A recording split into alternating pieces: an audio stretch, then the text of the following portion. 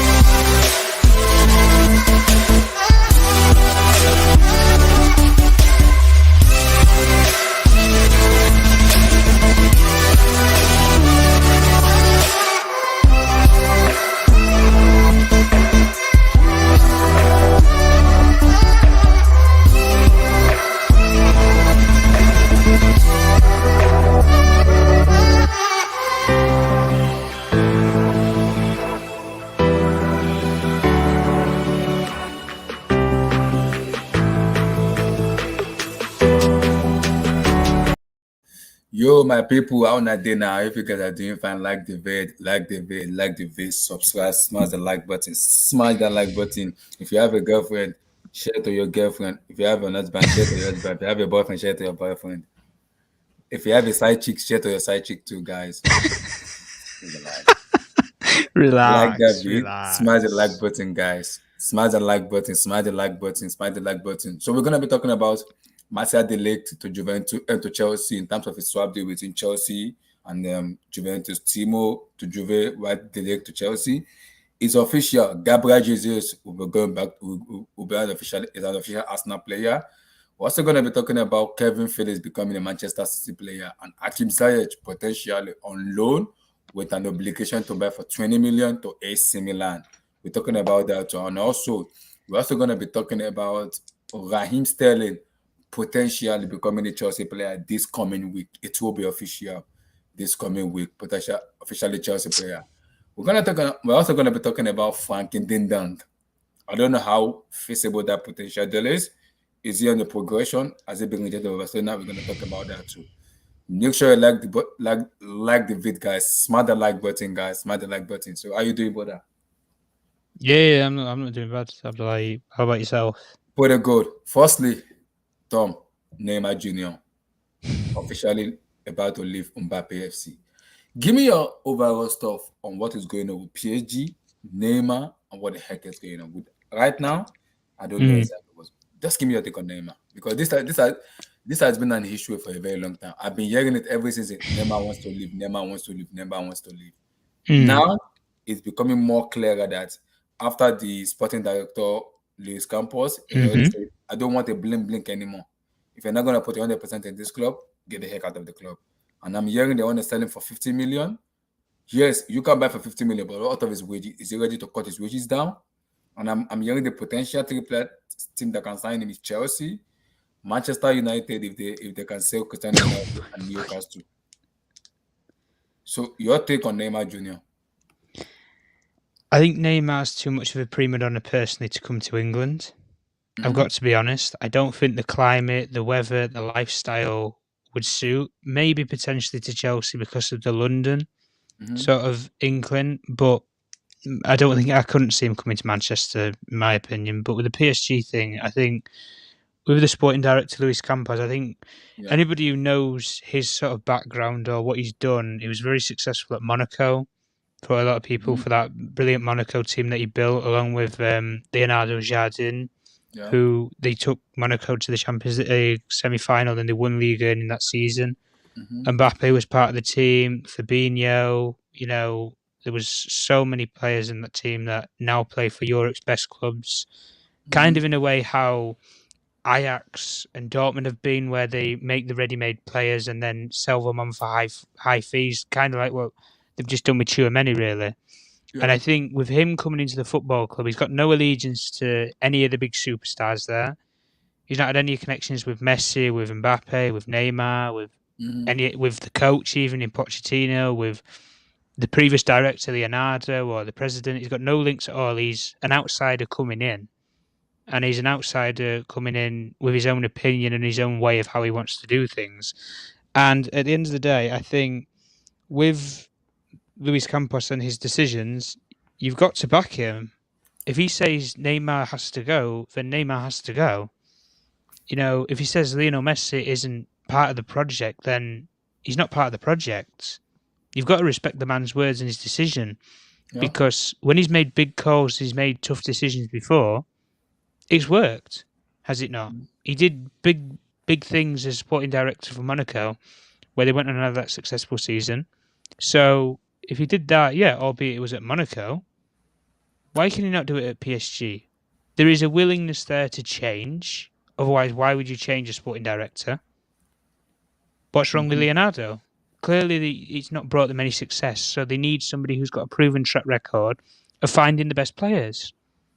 And that has always been PSG's problems. They have always had the attraction because the money that is backed behind the club. It's backed by a country. If for people who don't know, it is backed by Qatar. That is PSG. Manchester City is backed by the Arab Emirates. Newcastle is backed by Saudi Arabia, pretty much. Countries have a hand in football now. That is just how football works. And with the Neymar situation, with when they bought him for, I can't remember, was it over 200 million? 225. 225 million. I mean, to go from that to 50, I think. I don't know. Obviously it's a massive financial hit, but I just think the revenue that they would lose from not having him there. I don't Do you know think how. they're gonna lose it on, because I heard some PSG fans say when they brought in Messi, they made a lot of revenue. Yeah, I know they made a lot of revenue with Messi, but I mean, it was sort of the link up that you could have with Neymar, the reunion, that sort of vibe, if you like, where they had that brilliant season, especially with Suarez as well at Barcelona when they did it Yeah, under Luis 2015. Enrique. Yeah, 215, and they did it under Luis Enrique and they won the Champions League. Yeah. And you're adding in a generational superstar in the making in Kylian Mbappe. We all thought that was going to flourish as a trio. Anyway, we all thought that they were going to vibe and feed at the same table and eat at the same table, but it's not worked out that way. But I've always said with with PSG, I don't understand the problem. I think the problem has always been the recruitment, and it's been recruiting. Yeah, you can recruit superstar names, like you can recruit your Neymars, your Messis to your football club. You can recruit Sergio Ramos, who's got a brilliant legacy in the game and stuff, and believe all the hype. And you see one tournament with Donnarumma and a brilliant season with AC Milan, and you think suddenly that's going to solve all our problems, and you chuck money at it. I know at my own club, when you chuck money at a problem, it doesn't always work. Man United have spent £1 billion, and it's got us nowhere. PSG have done, I think, even more than us, have they not, on money? And it's not brought them what they wanted and the success that they wanted with the Champions League. But I think, at the end of the day, the main problem with PSG has always been that dressing room. I don't necessarily think it's been the coaches. I don't necessarily think it's been sporting directors, or it's been the ownership, or anything to do with that, or the money that's behind the club, or anything, or the curse around PSG. I think the main thing that has always been that problem has been the dressing room. because it's okay having all these superstar players who have big monies, big egos, big ambitions. That's all fine, well and good. I would rather have a team that is willing to fight together as a team Mhm. than have a bunch of individuals who want to have all of the best accolades in the world. Because let's be honest, the front three there, could easily be on the shortlist to win the Ballon d'Or. Yeah, to be a David advocate here, I've watched Neymar play from Santos to his Barcelona years to his Brazilian, Mm-hmm. and when it comes to PSG, Neymar isn't a bad player. I've seen Neymar No, play he's not. football. He's not a bad player, and I But don't. I keep telling people, when you go to a club like PSG, a prison and a terrorism team for me, there's no way in hell you're gonna succeed in that club because that club doesn't have an ambition. All they want to care about we want to dominate French league, and after that, what do you want to do in the UCL? Because I keep telling people, I think. I if I think. I can think. get a Mm, see, I'm a Chelsea fan and I would love Neymar. If I can get Neymar Junior fit for 2 or 3 seasons, bro, I'm winning that damn Premier League and Champions League with Neymar fit because I know how good of this guy is. This guy, if he's fit and he's put his head down and he wants to actually play football, my Lord in heaven, we're gonna see footballing ability and brain in this guy. He's a football player. He knows how to play mm. ball. He knows. Yeah, yeah. Neymar isn't a bad player. Of course he does. But what I was getting at with Neymar was it's just his. It's not to do with his playing career because there is a brilliant player there that can win the big trophies and that can deliver on his day. The problem that I've always had with Neymar is the personality. And sometimes, yeah, you get these clash of personalities in dressing rooms and stuff. It happens. I thought that he'd left Barcelona to then go on to have the major ambitions and have the fairy tale story of being one of the greatest players of all time. He will go down there as being one of the world class players of the generation that we have today. Mm-hmm. But you need to have the Champions League medals to back it up. Yeah, you've got one with Barcelona, but you moved to PSG to do it all by yourself, and you haven't been able to do it. And at the end of the day, I've always associated PSG with the problems of, yeah, you can have the best attacking players in the world. If you don't have a midfield that can dictate and control a game, you won't win a football match and you won't get very far. And if you don't have a defence that is stable and that isn't going to be leaking like a sieve and leaking goals and works as a team and a back four or a back three like Thomas Tuchel used, if Mm-hmm. you don't use a system and work together as a team, not individuals as a team, you Mm-hmm. don't win nothing in football. Why do you think all of the best teams win the best trophies? They don't have great individuals. Manchester City, I don't believe, have one star world beater player. They don't have a Lionel Messi in the team. Yeah, they Mm-hmm. might have a couple of world class players like Kevin De Bruyne, or like they had Sergio Aguero and stuff. Mm-hmm. Your Ruben Diaz's, your Edisons, but they work together as a team. They unite, and then they go on and win the big trophies, like they win the Premier Leagues Mm-hmm. of this world, like the Chelsea team did with Thomas Tuchel. That wasn't a case of you had major individuals who were world class, had worldwide brands like Cristiano Ronaldo or Lionel Messi, but you got them together, you got them as a unit, and you worked them as a team. And then you went on and won something that you couldn't dream of winning when you had Frank Lampard. Mm-hmm. And say similar thing with PSG. So if Luis Campos says it's time to go, it's time to go. You have to move people on. Otherwise, if you're not going to listen to the guy, why employ him? He's got to come in and he's got to make the tough decisions and the hard decisions. And if Mm-hmm. that means you've got to get rid of Neymar, you've got to get rid of Messi, you've got to get rid of them. I'm sorry. If it's going to hurt or damage your revenues or your sales, you've got to do it if you want to succeed. My personal opinion, if Neymar goes anywhere, Mm-hmm. I can see him going back to Spain. Mm-hmm. Potentially, if Barcelona could get financials in place, But I his could see. wages, what of his can he reduce his That's the wages? only problem though with Neymar is the wage bill. It's not so much the price tag. I think a lot of clubs would pay £50 million for him, Mm-hmm. but the wage PSG are saying they're demands. willing to get 50 million, but the problem is because the report I'm hearing is because of Thomas Tuchel has played in PSG before, so he has that ability to talk to Neymar and tell Neymar, you can come here, we'll do everything we can to bring back the Neymar Junior everybody would love to see.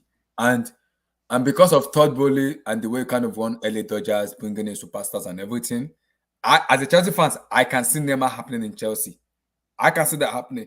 My issue with that is Will Neymar Jr. be able to reduce his wages down? I'm not sure because that guy is getting up to $1 million. I don't see Todd Bowley paying this guy nearly £1 million That is not or possible. €1 million a week, That's whatever what I'm you saying. want to Neymar has translate to reduce his as. wages down to up to how much? I don't know. Because when I watch PSG play under Thomas Tuchel, Neymar Jr. has the best of his life in terms of assisting, goal scoring, and he was very disciplined. Even Tuchel said it that this is the best Neymar he has ever seen as a coach, coaching Neymar, because he was disciplined, he was ready to play for the team, he was giving his all for the team. And when Tuchel left, it wasn't even about the player. It was about Leonardo, the sporting director, because he wasn't agreeing with some of the players he was getting. So I've seen Neymar play football. If Neymar is willing to give his all for the team, he will give. Neymar Brazil is different than the Neymar PSG. Because in Brazil, everybody wants to play as a team. Rafinha, Vinicius, Anthony. Well, it's the Brazilian way of playing, isn't it? They unify as a plays team. together as a team. Yeah. And when people talk about Neymar, people call him as a scapegoat or like as the guy being the prison. Neymar isn't the scapegoat of PSG. That brings my next question. But he signed. This is the problem, though. Like, he signed that contract. Nobody forced him. Nobody had a gun to his head and say you have to go to PSG. He did that himself. So at the end of the day, if it's not worked out for him or he's not won the big trophies, there is nobody to blame. Yeah. And like you've just said there about the salary issue, Juventus, for example, they would have kept Cristiano Ronaldo if financially they were able to have done so last season. Let's be honest. Yeah. And he didn't want to leave. They would have kept him on 500, 600, 700 grand a week easily. Yeah. But they couldn't because financially they couldn't afford it. And then that's how he came back to Manchester United. Lionel Messi, exactly the same thing. Barcelona were absolutely bankrupt. They wanted him to play for free. That was how bad and how deep it got with Lionel Messi. And they couldn't sign him. They couldn't do it. And he had to move on. And with Neymar, he's coming to that stage of his career now where he's got the money, and the thing that plays into PSG's hand is the financial element. They have the money to pay these players per week, which a lot of clubs don't have that luxury to do so. Yeah. But if he is going to go anywhere, somebody is going to have to pay nearly £1 million per week for his services. No, because according to L'Equipe, L'Equipe, yeah, the French. L'Equipe said anybody that wants to buy Neymar now, PSG have to take an hit. They have to take 80%. Oh, well, they're going to be losing about 150 million. Yeah, they know. They said PSG will have to take, I think, 75 or 80% of his wages. And no club in the world is willing to pay, except two things. Except Neymar come down and say, okay, I want to leave PSG. I'm cutting my wages down. Or PSG said, okay. Where could you see him wanting to go? Let's just talk about him as a person. If he leaves PSG, where do we think he would want to go? It's two things for me. For me, I think going back to Spain is better. But I don't think Barcelona will be able to pay his wages. I don't think Barcelona will pay his wages. You're not going to go Madrid. Exactly. Except he's willing to cut the wages down. And the second one is Chelsea because of Thiago Silva, Brazil, Thomas Tuchel, former PSG manager. And I believe with those two, with Neymar, talking to him, convincing him, especially Thiago Silva, because Silva will tell him, bro, I have left that club. And I've won the Champions League, yeah. Come here and play with me. Show how good of a player you are to the world football. People will love you here. But don't you think Silva is the captain of Brazil? He will be able to convince Neymar and tell him and talk to him. Do you think though with Neymar that's a conflict of interest? Because if you were going to go for Neymar, why would you be going for Sterling right now? Both of them are different players. Yeah, I know both of them are different players, but they play a similar role in a team. Yeah, see, for me, Neymar is more of a creator, and I know Neymar is more of a creator, but Sterling's a player who he gets the ball to feet and he takes somebody, and he goes at them. Neymar's a bit of a similar player, apart from he might cut inside and shoot a lot more often than Sterling might. Tom, in my life, I've missed a baller in Stamford Bridge. All we have is a road gunner. You haven't had that player since Hazard. I need a baller. Please, I'm starving. I need a baller. You need that Hazard sort of player back, to be fair. A player like Neymar in my team, bro. Someone that will get me on my seat, give me some flicks, do him some Rabona. Man, I've missed that in Stamford Bridge, man. I need that. I need to be watching Premier League like this. That's what I want to be seeing.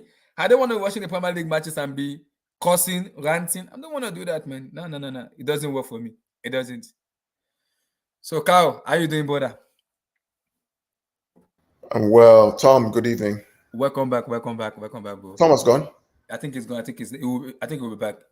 Oh, okay. So, Carl, Neymar Junior, Yeah. what is going on? Because it's What's gonna the be deal? mine is three questions. Firstly, has he failed PSG or has PSG failed Neymar as a player? Jeez. Secondly, Neymar himself as a player, what is next for Neymar? Because a World Cup is coming up. And thirdly, is it the right time for him right now to just leave PSG and just say, I "Dad, don't, our ship is over, I'm done. I'm gonna where is leave." he gonna go to? Murumalo. The report we're hearing is three teams. I'm hearing Juventus, I'm hearing Chelsea, I'm Juventus can't hearing afford him now. yeah, Forget Juventus, they can't afford him. yeah. They can't afford him now. One lower now. They have no money. Mm-hmm. It's not Juventus that got rid of Ronaldo because of money. Yeah. No, they don't have money. Oh. Juventus don't have no money. Mm-hmm. Which other team again? Chelsea. Oh, Chelsea have money, Mm-hmm. but is he what you need? But I'm worried about the salary, about his wages. Wages is plenty. What's the wages? Million a year. Chelsea's not going to pay that now. Close to a million a year. Americans won't pay that too. Child. That's my problem. Americans, top Bowley won't pay that. Pay what? A million when you have centre backs to build. Yeah. No.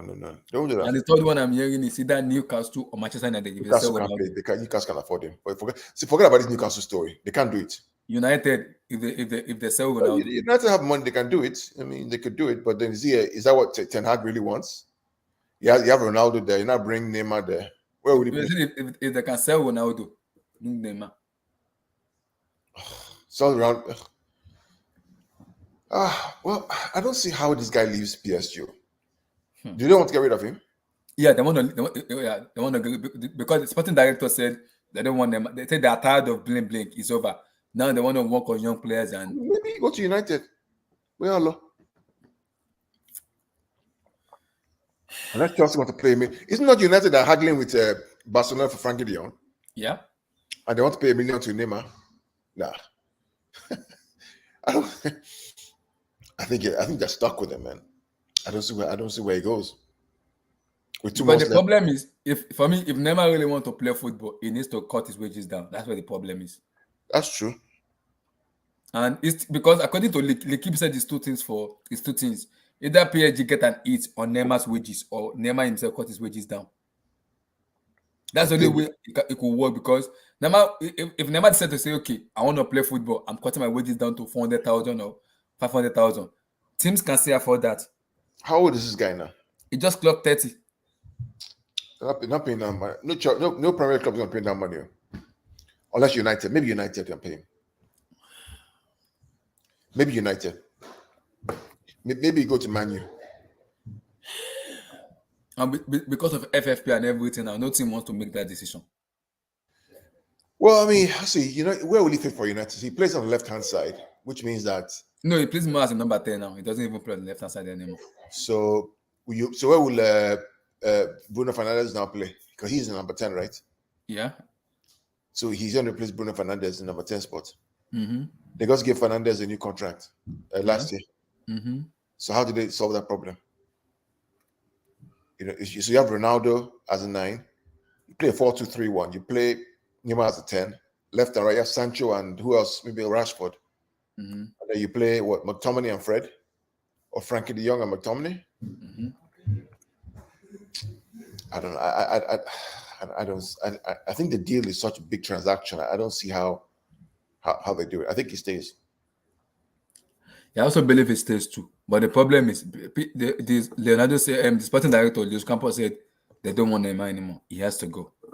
Unless they want to pay him off and make me a free transfer, pay him 50 million or whatever is left. No, they said the team that wants to pay him has to pay 50 million, but are they ready to take his wages? Or that's where the problem is. It's not about the transfer, it's about the wages. Well, he has to reduce the wage, then. Mm-hmm. Or maybe what they can do is he has to reduce his wage.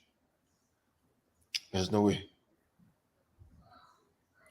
So has PSG failed him as a player, as a fake PSG?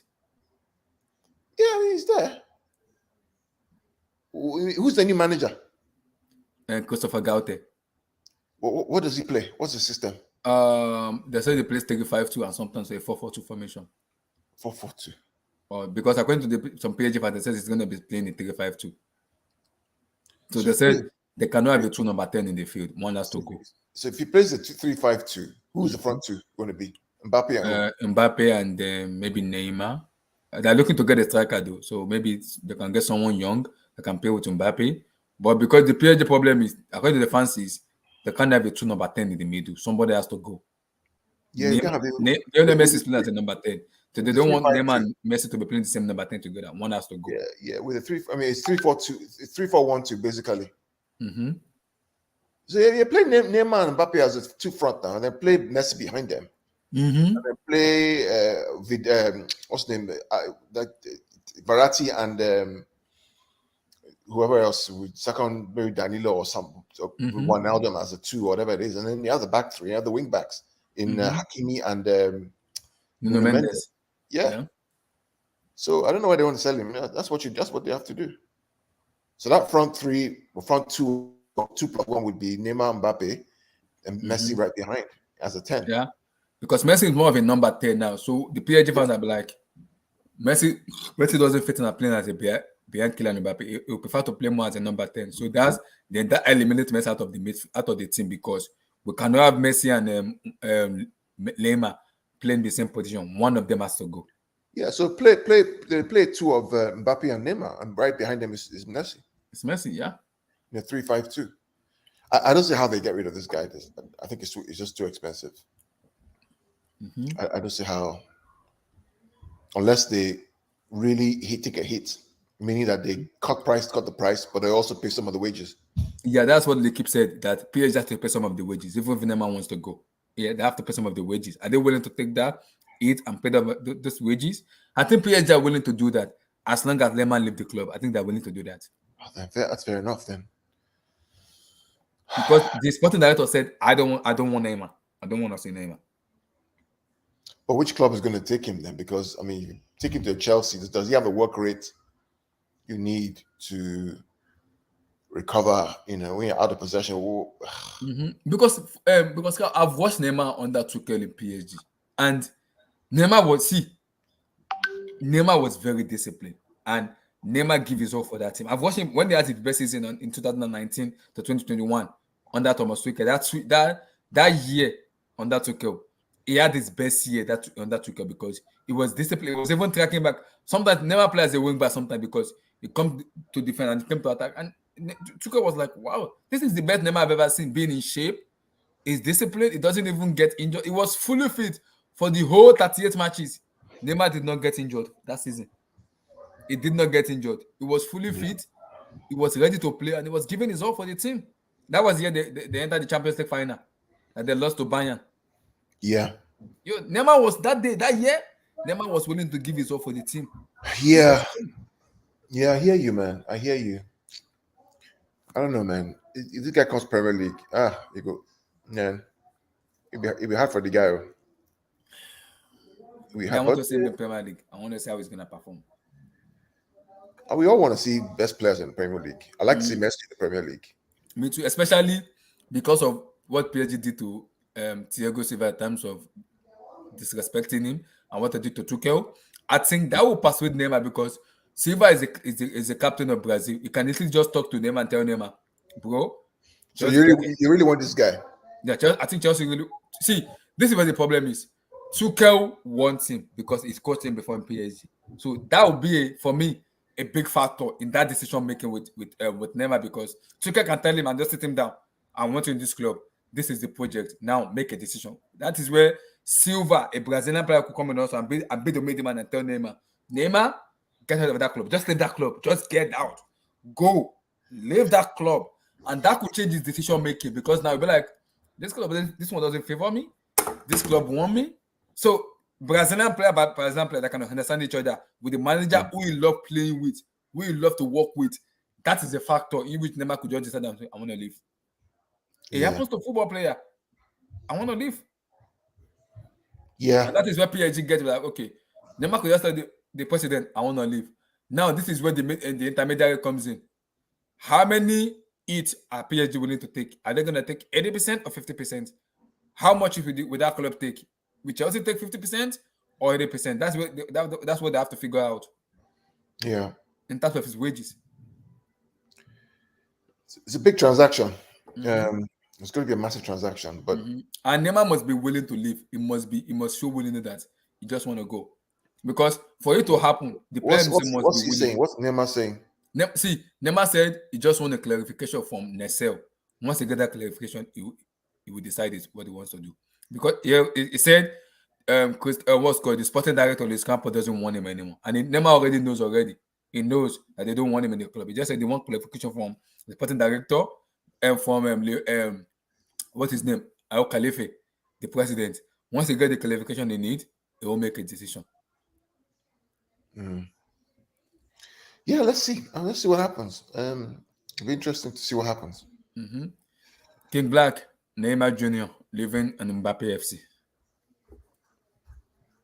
Yeah, it's going to be interesting to see what happens. But Yeah, that's interesting. So yeah, who will PSG get as a striker?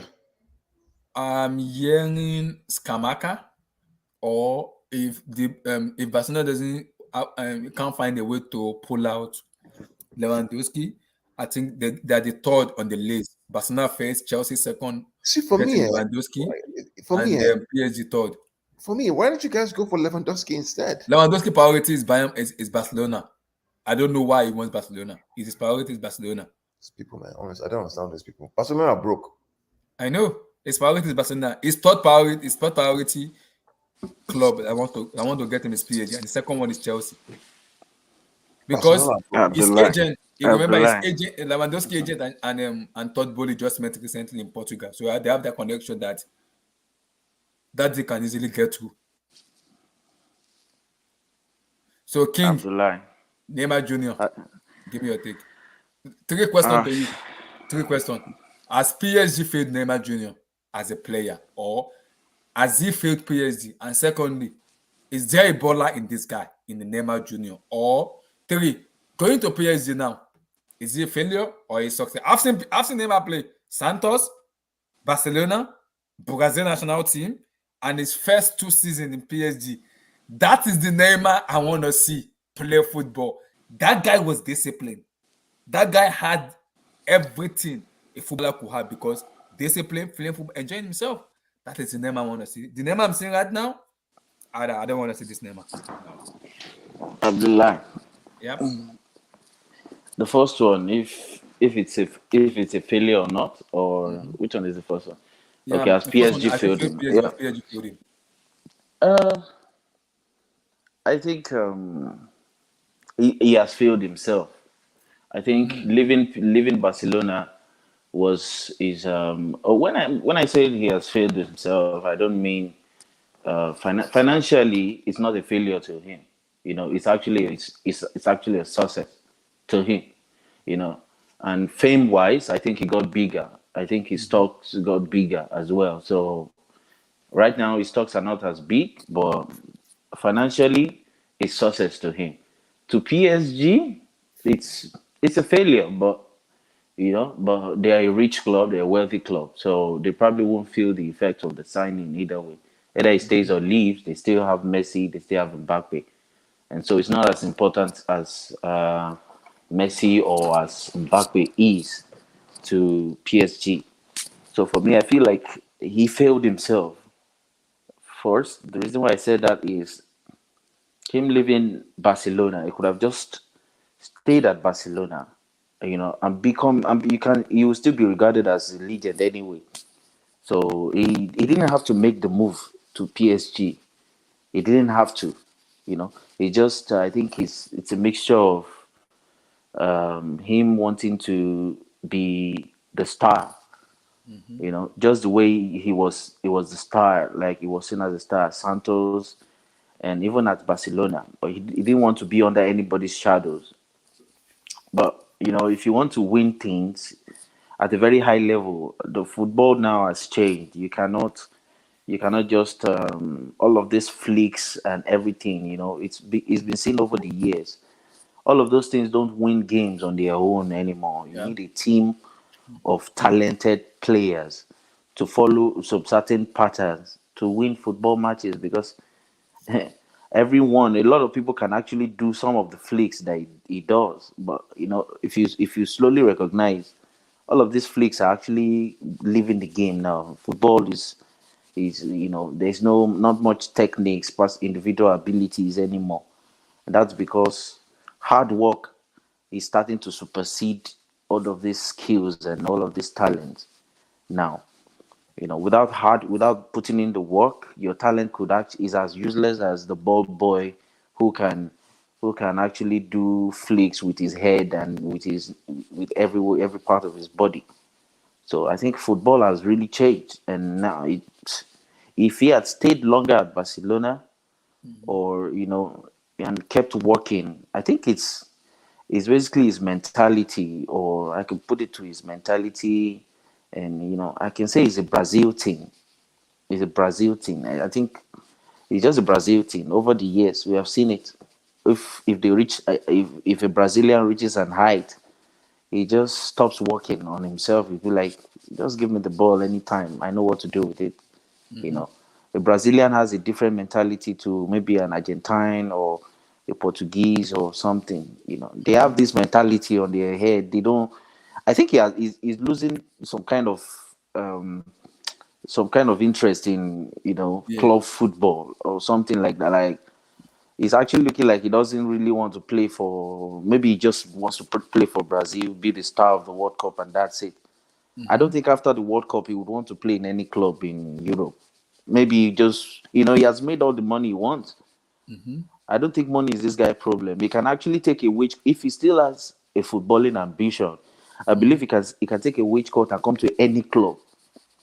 You can say, oh, let me see how London is, and take a wage cut, 500k, no problem. If you can pay me, I'll come weekly. And a lot of clubs will want to play, but he himself, I don't think he's interested in playing the high level, demanding football week in week out. I don't think he's interested anymore. If you see his body shape, his body type is changing. He's having a bigger tummy. He's adding weight. He's not the slim Neymar that we used to know like before. Unless he starts to work on himself again. This guy was very slim. He looked like Rafinha. He Yeah, was because actually no, no, slimmer. because in Santos it was very slim, and in his 2 seasons in PSG it was very very slim too. When it's Yeah, under Tuchel, because Tuchel system is a rigid system where you have to work hard.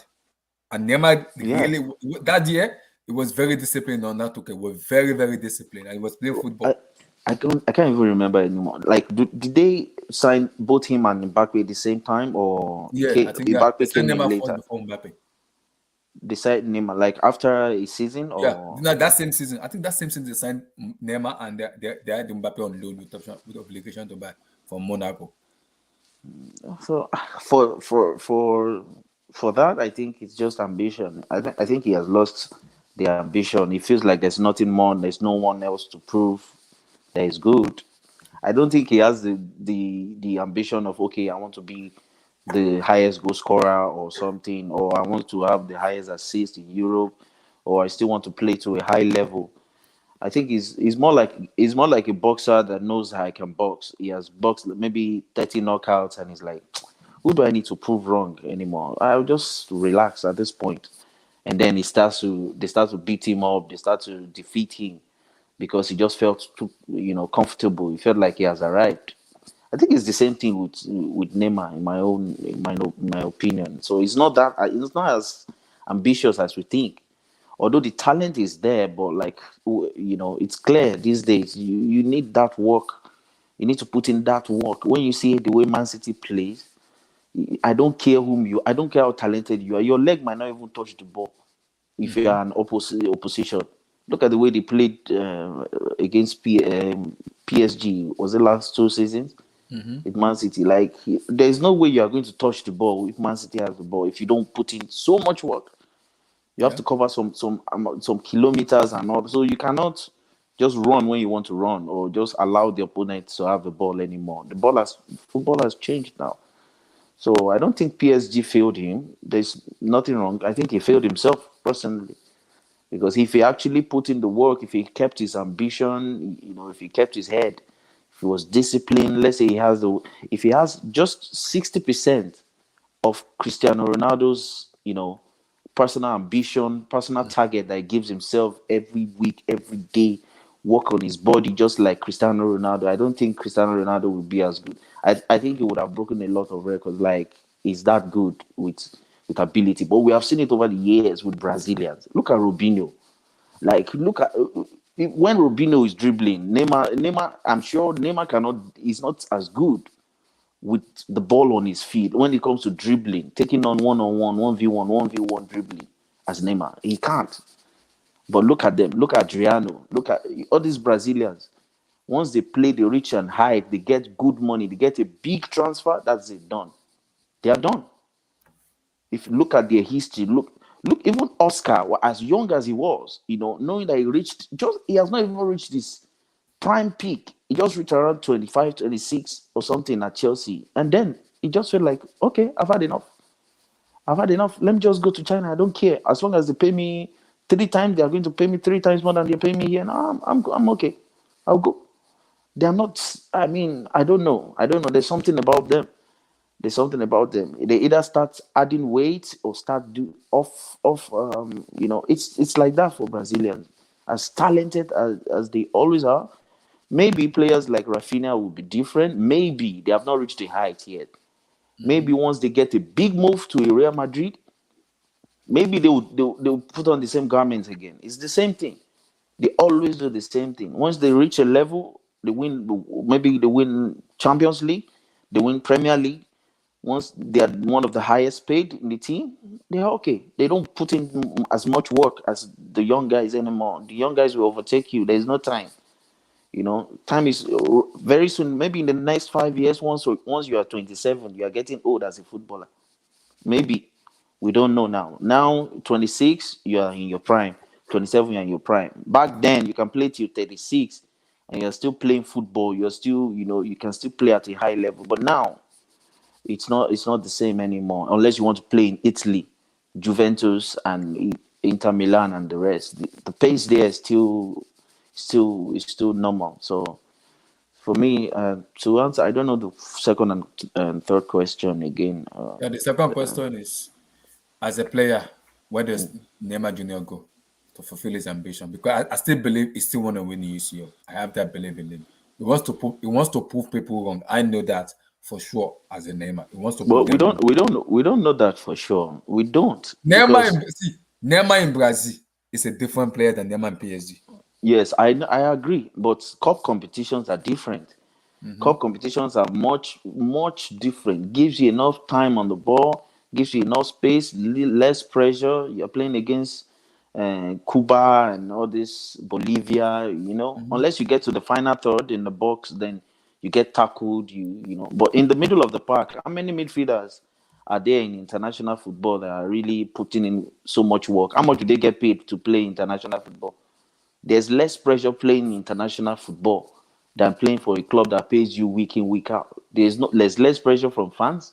Brazilians don't, even if Neymar walks around the pitch, like you know this by yourself, you're a Nigerian. If Okocha did not retire, even if he's just strolling around the pitch for Nigeria, people will say we are supposed to get DMs to support him because we know he's getting old.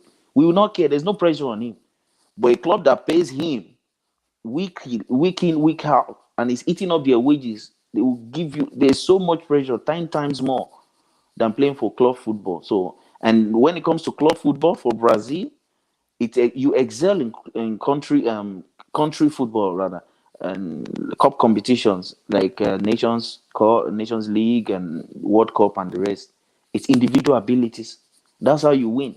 Your team will, because it's impossible to get together a crop of team to play the World Cup and train them for 10 weeks. It's not. I don't think you get that chance. Everyone is in different clubs, so just bring all of those talents together in different positions and say, oh yeah, you guys can play. How many trainings do they go through before they play? No. So it's those individual ability that stands out in cup competition. So I can understand why he will perform more for Brazil than PSG. At PSG, you would have to, your individual ability, you first put it in your pocket. But that's the problem with Neymar. Neymar will do whatever he likes. Whatever he likes, he will do. So he will turn up if he wants to turn up. They say on his day. When is his day? When he plays for Brazil. But Brazil don't play. They don't pay him to play for Brazil. He gets paid by PSG to play. So I'm not going to judge him based on what I've seen in Brazil or something, because anyone can turn up. Once you are individually gifted, you will turn up for your country. Individuality actually excels. Anyone who is going to win the World Cup is going to base on a few individual ability. You see people scoring solo goals, something like that, that will make you win the World Cup. It's not a teamwork master plan or something like that. That's part of it, but it's not going to. It's not going to. You cannot defeat a team with 8%, eight of the 10 players that are individually very, very good. You're not going to defeat that team in the World Cup. They will outplay you and they will outscore you. That's because the cup competition. So if they pass to you, you can actually dress. You have time to dress the ball a bit. You can show your skill in front of your country. All your country is watching you. You can make that solo run. In your club, in club football, you can't do that. So, in as much as I would love Neymar, I like him as a player, but his ambition, I don't think he's that as ambitious. Brazilians are not really as ambitious as that. They don't care. Like they don't really care. They can move from. They can move from. They just Once they get to the peak of their career, they just relax.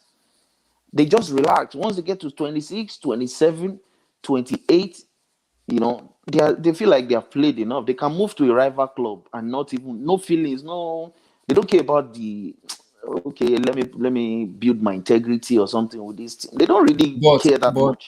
I get how you say everything you said, but I'm still not convinced here because I've seen Neymar play, and I know for sure that this guy is a baller. I just believe him going to PSG for me was a failure at first because that team doesn't even have an ambition to even go far in winning an European competition. And a player like Neymar, that when he wants to play football, we know how good of a player Neymar is. And Yes, you're right. I believe from the president to the Emir of Qatar, everybody around that club for me has been toxic. So there's too much egos in that team where you don't have the players where you have a team where this team is being built with collaboration of team mentality, not just one individual. Team mentality where everybody plays a team, everybody want to give their all.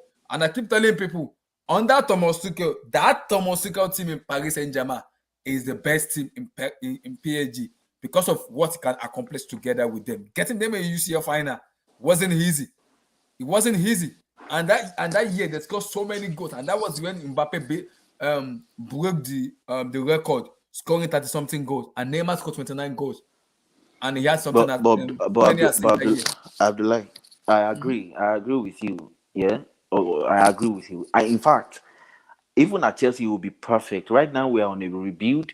It would just be perfect for the rebuild, for the merchandise, for every. In fact, it's going to bring a lot of money. He's going to generate revenue for Chelsea. He's going to really, really improve, and he's going to. Chelsea will have more fan base. Some of them will come. Some of them will be French. Some of them will be Brazilian. A lot of fan base. I understand that, but it's going to be perfect for the rebuild, especially for the fact that Chelsea don't even have a number 10. We don't even have a number 10 at all, and it's been long. We saw technique. We saw a skillful player play for the team.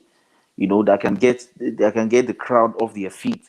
Knowing that we could have Sterling and Dembele. Imagine having Neymar as our number 10, just in front of a double six that's a 4-2-3-1 with Sterling on the right or Sterling on the left and Dembele on the right. It looks good, especially if it's PES or FIFA. But yeah, it looks very good. It looks very good, but no, I'm not going to. Not this Neymar that is adding weight, not the Neymar that cannot play 22 games out of 38 in league, and you want him to come and play. Go and check his last 5 seasons. Just check it now as you speak. Just take Neymar's how many games has he been playing? This guy, when he was signed, it's 2017 to 2021. Yes, please check. That way with 2020, with 17, 18, 19, I believe 2021. How many games? 17 to 19. That year was a consistent year for like 2-3 years of Neymar Jr. I've seen him play football. It was consistent. He wasn't injured. We see beats and bubbles. We see the beats. We see highlights. That's what these players gives us. If you are missing for 15 games, 20 games every season, what's the point of paying £500,000? Let's say he wants to take a reduction. If you are missing, like Pulisic is always missing for Chelsea. If you are missing for, if you are, I saw it somewhere. He played 12 games in a certain season. He played 20 games. He played 17. Different So season. I've seen the start now. I've seen the 17. start. Under Thomas Yes. Tuchel in 2019 to 2021, Neymar Jr. played 67 games, 51 goals, and 32 assists. 67 games. Yep, 51 goals and 32 assists. That was Last 2019 season. to 2021 under Thomas Yeah, Tuchel. no, show me the last five seasons, Including that or excluding that? including that, and I want to see the league. I want to see the league. How many league games? Because we are competing against Man City and Liverpool. Don't forget. In as much as you want to watch techniques, just tell me how many games he's played. Hold on. He's been injured every time, especially when they need him most. He's always injured, doing flicks in the midfield, and when we need to score. Imagine going one goal down to one Man City and you're doing flicks in the midfield.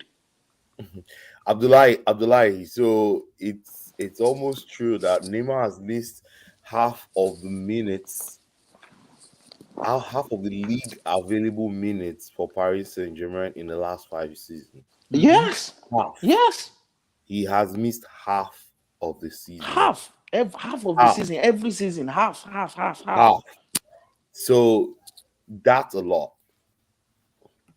Yeah, And that's even in the French league.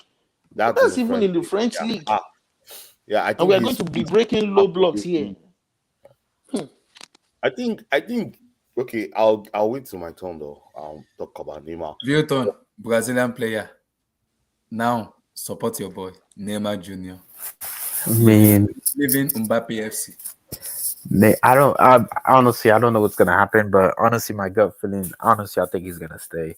I don't believe those reports unless Fabrizio comes out and confirms it, because there's just been so many reports that before he signed the extension, they say he was gonna leave. Then he ended up signing the extension to what, till 2026. So from what I'm seeing, I'm hearing that if he were not to leave PSG, his contract automatically extend till 2027, something like that, right? Yeah. On July 1st. Yeah. So I think he's gonna stay. Honestly, the only club that can afford these wages are City and Newcastle. Like, I mean, I don't think Pep would go for Neymar. I don't think Pep would want a player like Neymar. Of course, he would want Neymar, but I don't think he would go for Neymar at the moment, because it would mess City entire way structure at the moment, right? Then Newcastle, like, you're not even gonna play Champions League football over there. I mean, like, they have money. I mean, if you don't care about the money, yeah, go to play for Newcastle. But I mean, you're not even playing Champions League football over there. So it is what it is. But honestly, I think he's gonna stay. I know he's been linked with Chelsea, but man, if he were to go to Chelsea, that'd be one of the most shocking transfer I've seen in a while. Which is funny, under Tuchel, I think that was the best version we've seen. I know most people say 17, 18. Most people, which I understand, because 17, 18, he was amazing. Like, he was able to dribble past 3 or 4 people at will. But 19, 20, like, that was one of the best versions I've seen from him. He was able to create, score goals, still get passed by people. He helped PSG get to the Champions League final. And it was that year it was even disciplined. That year, very disciplined. Probably one of the best individual performance I've seen from a player in the Champions League until this season when Benzema did it. So he was amazing. I know Lewandowski has 15 goals, but I'm talking about individual, what he was doing, creating, scoring, assisting, getting passed by 4 or 5 players. And obviously they lost to Bayern Munich, which was unfortunate.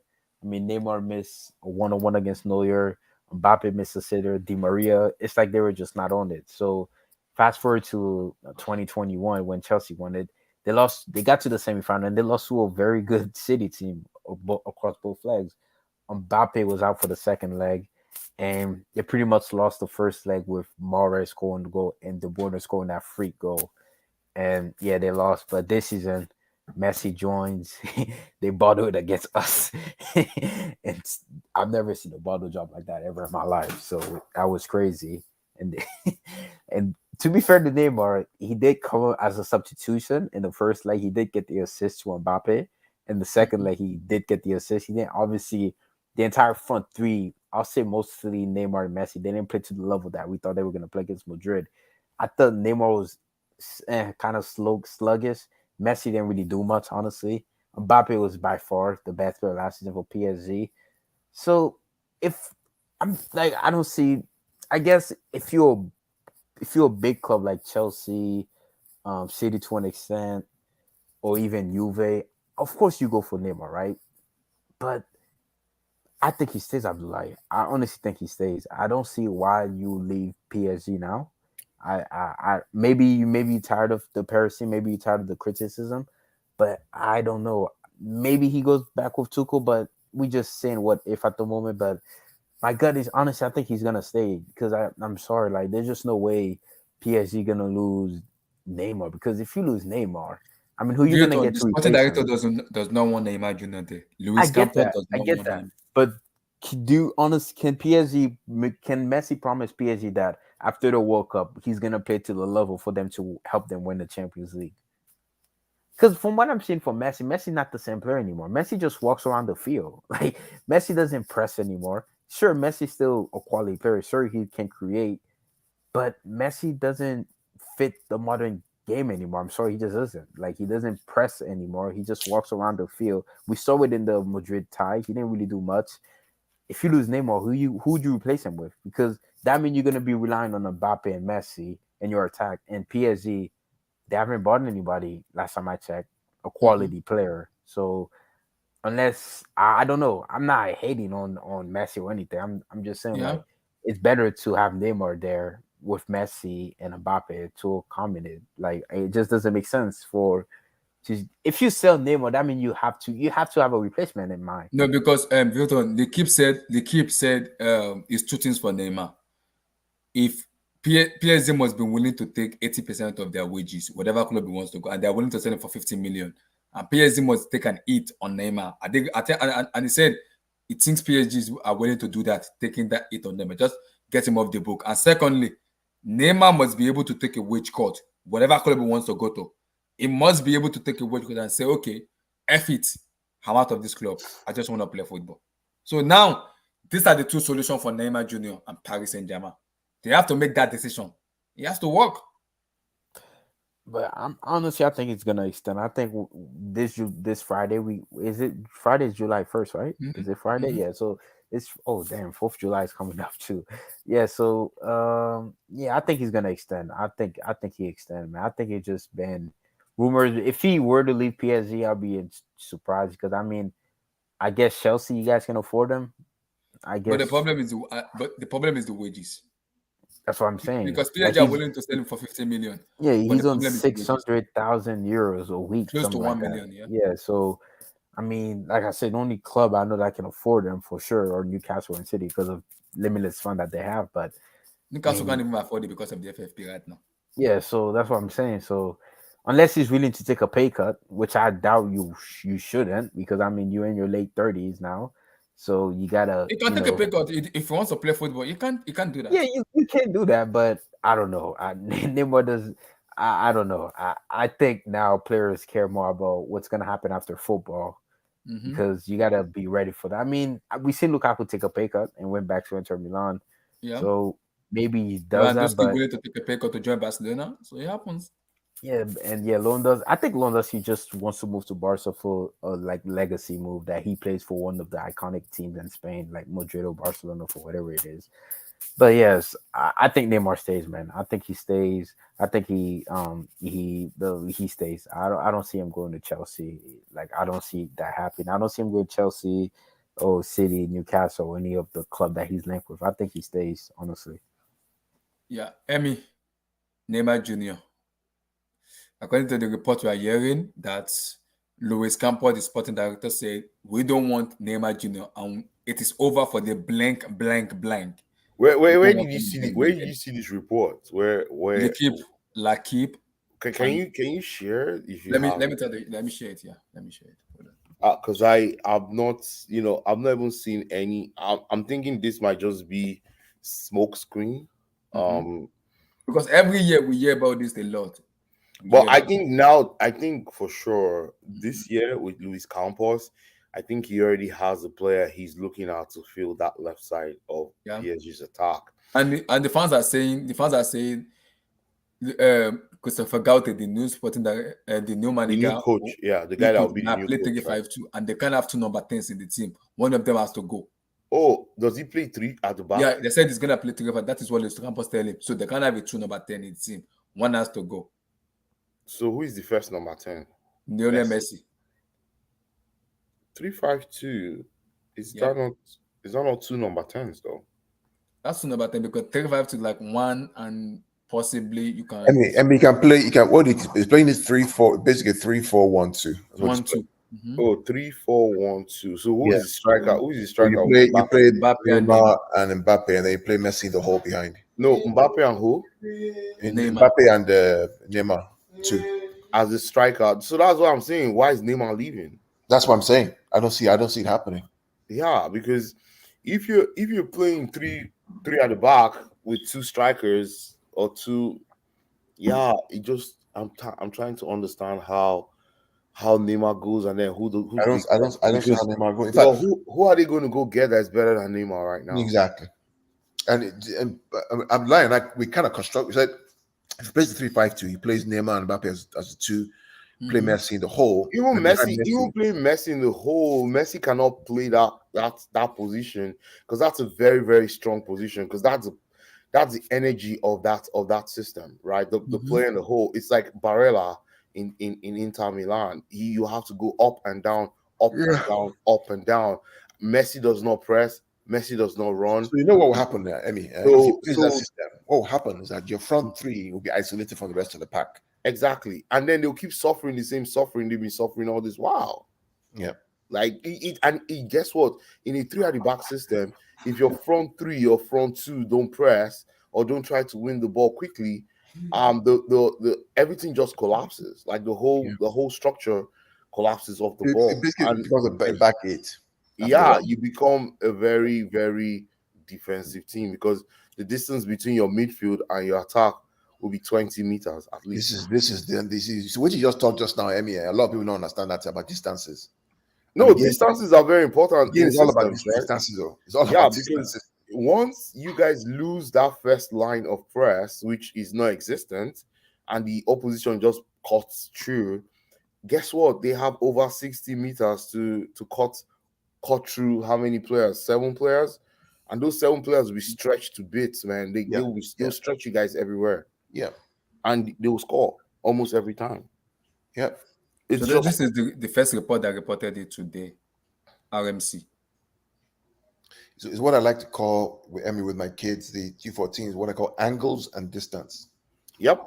Very important in football. And you look at most of the tactical coaches, they always talk about angles and distances. I know a lot of people always try to just say, oh no, it's just players will always have the ball, but angles and distance. If you have your angles and distances correct, that means you win the ball in the right areas of the field, and then you can actually use your numerical advantage to attack the opposition's goal.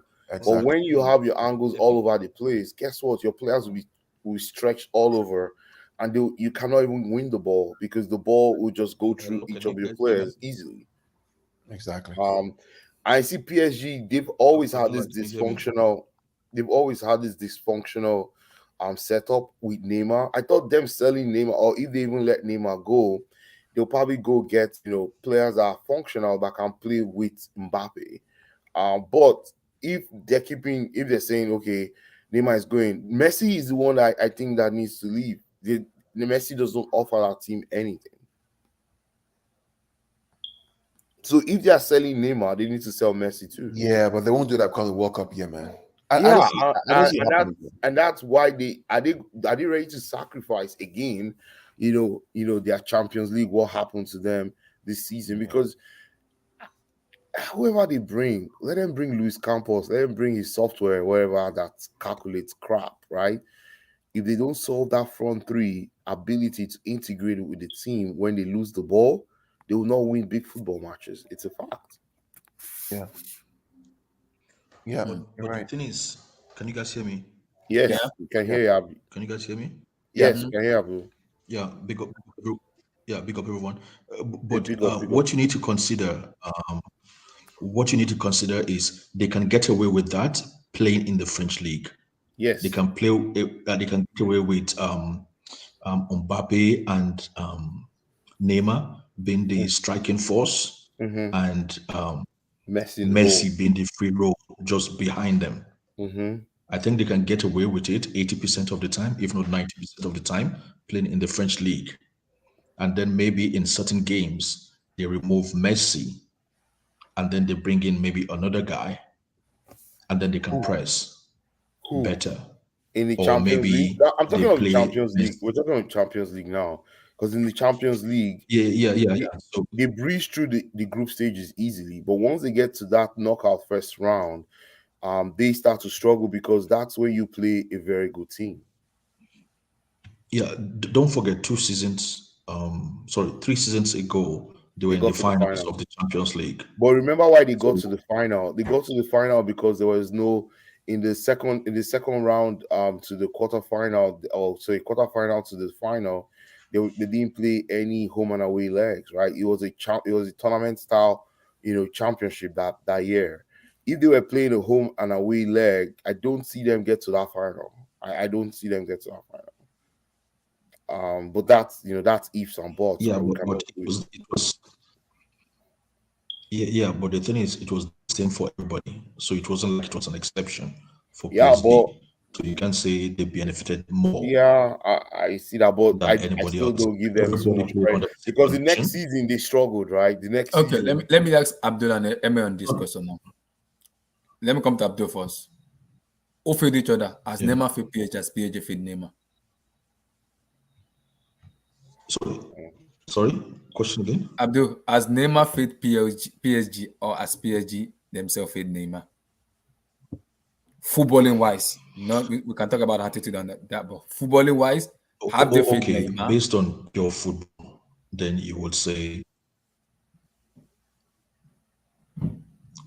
based on pure football, you would say Neymar has failed PSG.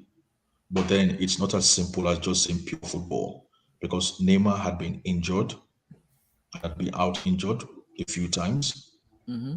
and you know, the players he's playing with at PSG are not the same players he played with, Mm-hmm. especially in the 13-14 season in Barcelona.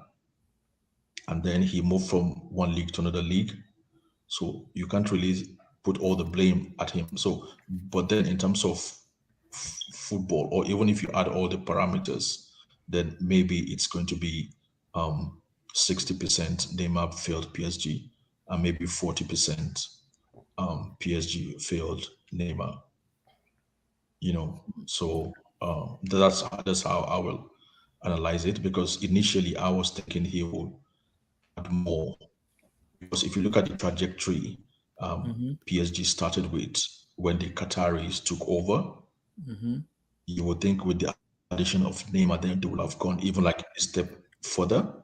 So to make it easier, if you compare what Neymar added to PSG and what Zlatan added to PSG, you will see that Zlatan added more than Neymar to PSG.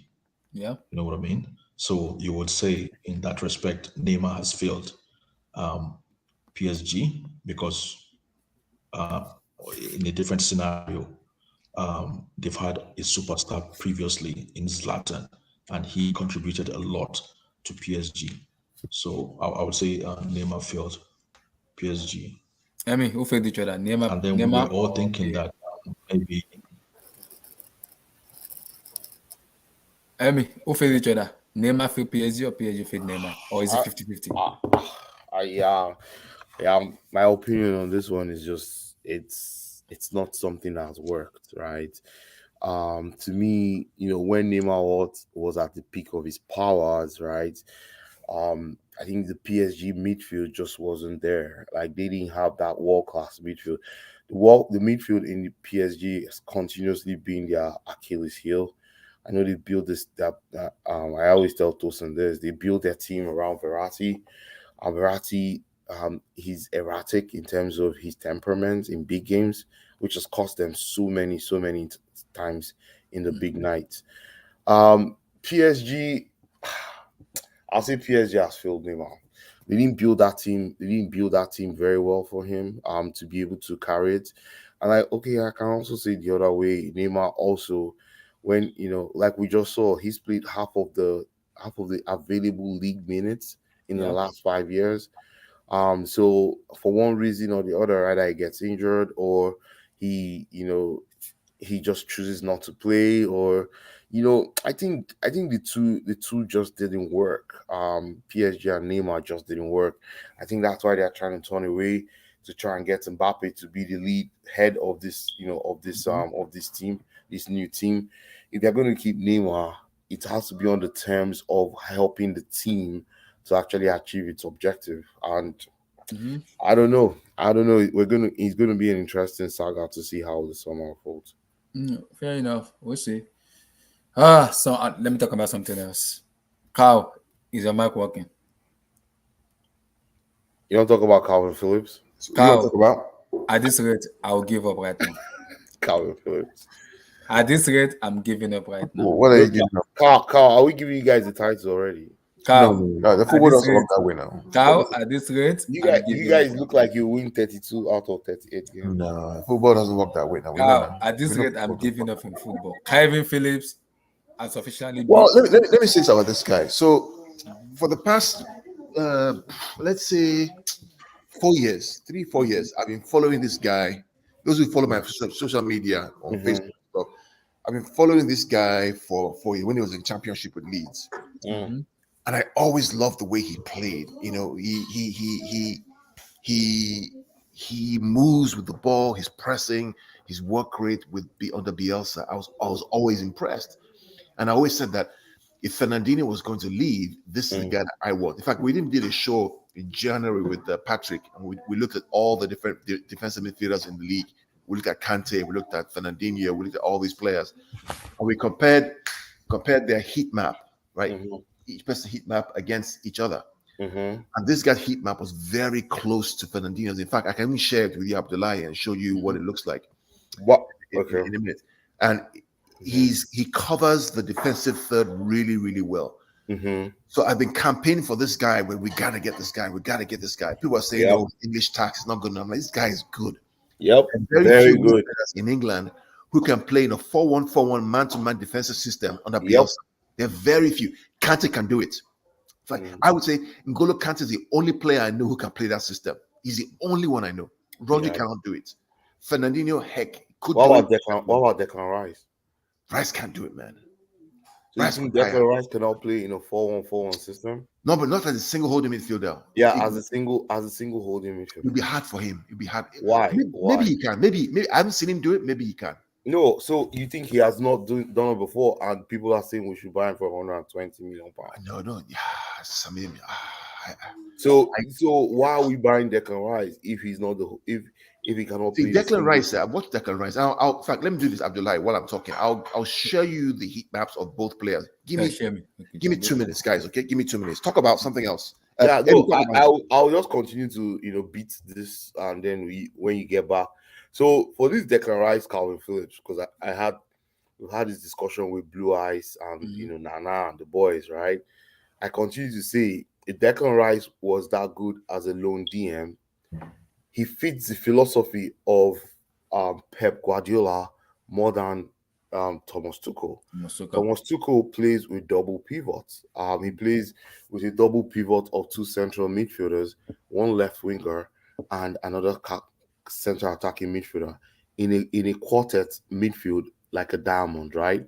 Yeah. It's not Paul Declan Rice doesn't fit anywhere in any of those because he can't do anything that they actually Tuchel will be looking for those quartet to do in a possession based team. Now let's switch over to Pep. I thought when Pep was going to replace Fernandinho, the whole thing was, hey, Pep wants Declan Rice. Pep wants Declan Rice, so let Chelsea try and get Declan Rice before Pep. Okay, but Pep has gone to get the more technical player in Calvin Phillips, who has been tutored by Bielsa for 4 or 5 seasons now in that holding role by himself. The heat map of this guy is amazing. This guy by himself holds the entire midfield, dictates the play, and actually starts the attack from that deep playmaker role that he has for Leeds. It's absolutely a bargain for Man City to get this guy. And I hear people say, oh, they bought him because he's going to be a bench player. Let me just clear this out right now. This guy is going to start a lot of games for Man City this season, compared to what people think. It's going to be between him and Rodri, and Pep has nothing like a favorite. Like Pep benches Mahrez in big games, right? If even benches De Bruyne when he feels he's not up to par. If this guy gives Pep a reason to say, "Hey, I'm ready and I understand what I'm supposed to do," I'll send it to me. Let me share it. Yeah, go ahead. This is for Declan Rice. I've sent you Declan Rice, so I'm going to send you Calvin Phillips in a minute. Yeah, if Calvin Phillips shows Pep a reason to say, "Hey, I can trust you and I can deliver for you," Calvin Phillips is going to start a lot of games, and that's when people will start seeing, the kind of coach. I remember this season we have 5 subs, right? We don't have 3 subs. We have 5 subs, and 5 subs means that you can actually refresh your top quality players if you have a good bench with even better quality. If you can swap the players. So Calvin Phillips to Man City, it's an amazing deal to me. Pep said something at the end of last season. He said, "You guys have not seen anything yet. Next season with 5 substitutions, you know I'm a genius." I am waiting to see that genius in him. That's the heat map. Is this the average heat map for Declan Rice? This is Declan Rice's heat map. Okay, so you see where is that DM? You see where he is most of the time? He has a left-sided bias, right? Yes. So the reason why you see this way, Em, is because he plays in a double pivot with Ziyech. Correct. So he does the left side, Ziyech does the right side. But even that, right? You can see his heat map where it is, right? There's no central. He has no central presence in that zone 14. Correct. That zone 14 is where you need your DM, whoever, if it's a sole DM, right? Correct. That's zone 14 right in front of the D in the box, right? That's where you need if you bring out Jorginho's heat map, you'll see where Jorginho is. Let me bring that Kelvin Phillips now. So this is Calvin Phillips. He's going to show you Calvin Phillips. This is the year-to-date heat map for Calvin Phillips. So you see why we keep saying Declan Rice is not a good fit. That is the heat map for Kelvin Phillips. Oh my God! Crazy! It's crazy. And people are saying Declan Rice is 100 and something million. This is the real DM. Yeah, it's crazy. This is the real DM, boys. This is crazy. I want to hear from Blue Eyes. Wait, sure, let me turn on the comments. Where's Blue Eyes, sir? This is why I like to look at data and stats. I know I like that you can eyeball a player, you can see what he does or what he. I've been watching this kid for 4 years, even in the championship. And look at this heat this map, is a heat map, bro. This is a DM. This is his heat map. Look at that. So think about so the arrow shows you where where you're attacking. So you're attacking the right side, right? Yes. So look at the defensive third of Leeds United. Look at that point where he actually connects the defense to the midfield. Look at the spread. And then look at receiving the ball as a third center back in front of the goalkeeper. You see a little patch there, the one right by the penalty spot. Yeah. Yeah, you can see that he comes to receive, but his main goal is to make sure that he's winning the ball. Where's Blue Eyes? Look at and we just ping him and tell him to come online now. Let me message him. Because it's very clear we were about to buy the wrong player. Abdullah, can't you see? I'm seeing it. The center circle. Look at Abdul, where are you? You're a Declan Rice lover too. This is mad. This is mad. Yeah. Abdul, can you see who the DM is, bro? I'm not Declan Rice. Oh. I'm not Declan Rice. So. You're not Declan Rice fan? No, I'm not Declan Rice fan. I just respect him, but I'm not like a fanboy. Carl, I need to emphasize. I need to emphasize that okay, their heat map is similar.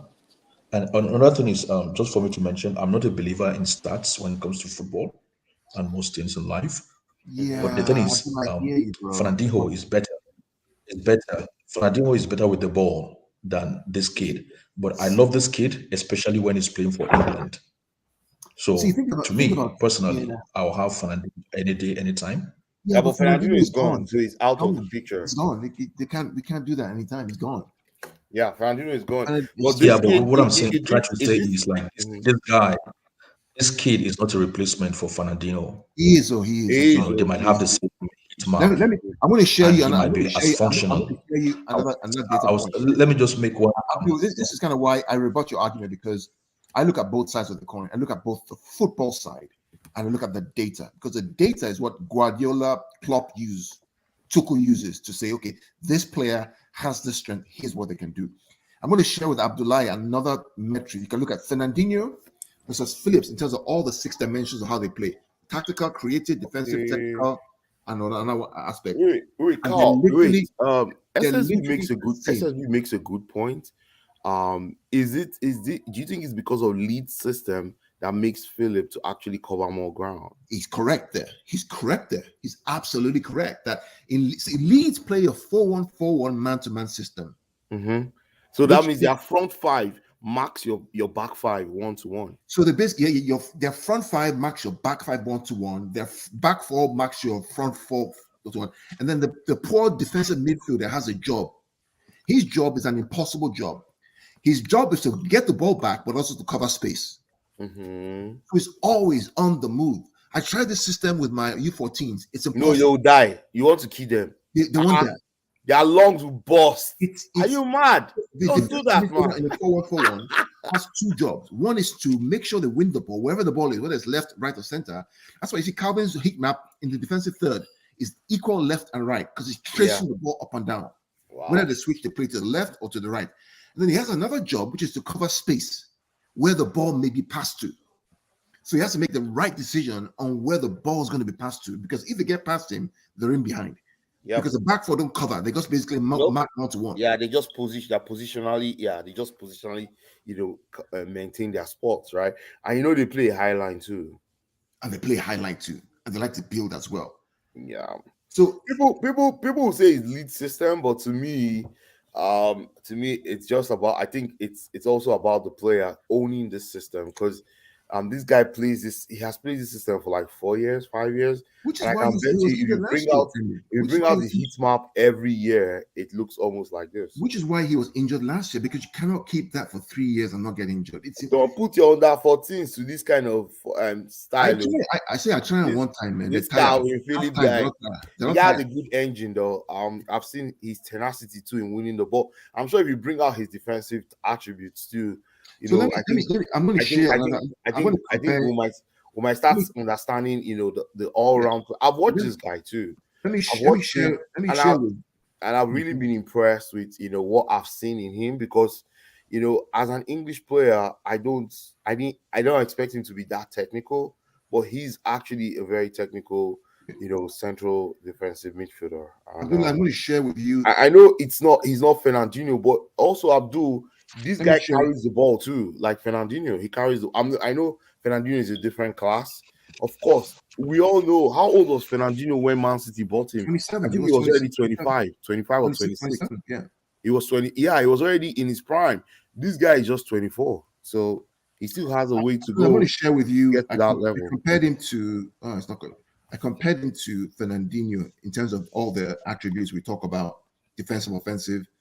I can find that. I'm going to share it with you right now to show you how they both. Okay, the thing is, I was listening to Sunday Olise a few days ago. He was being interviewed.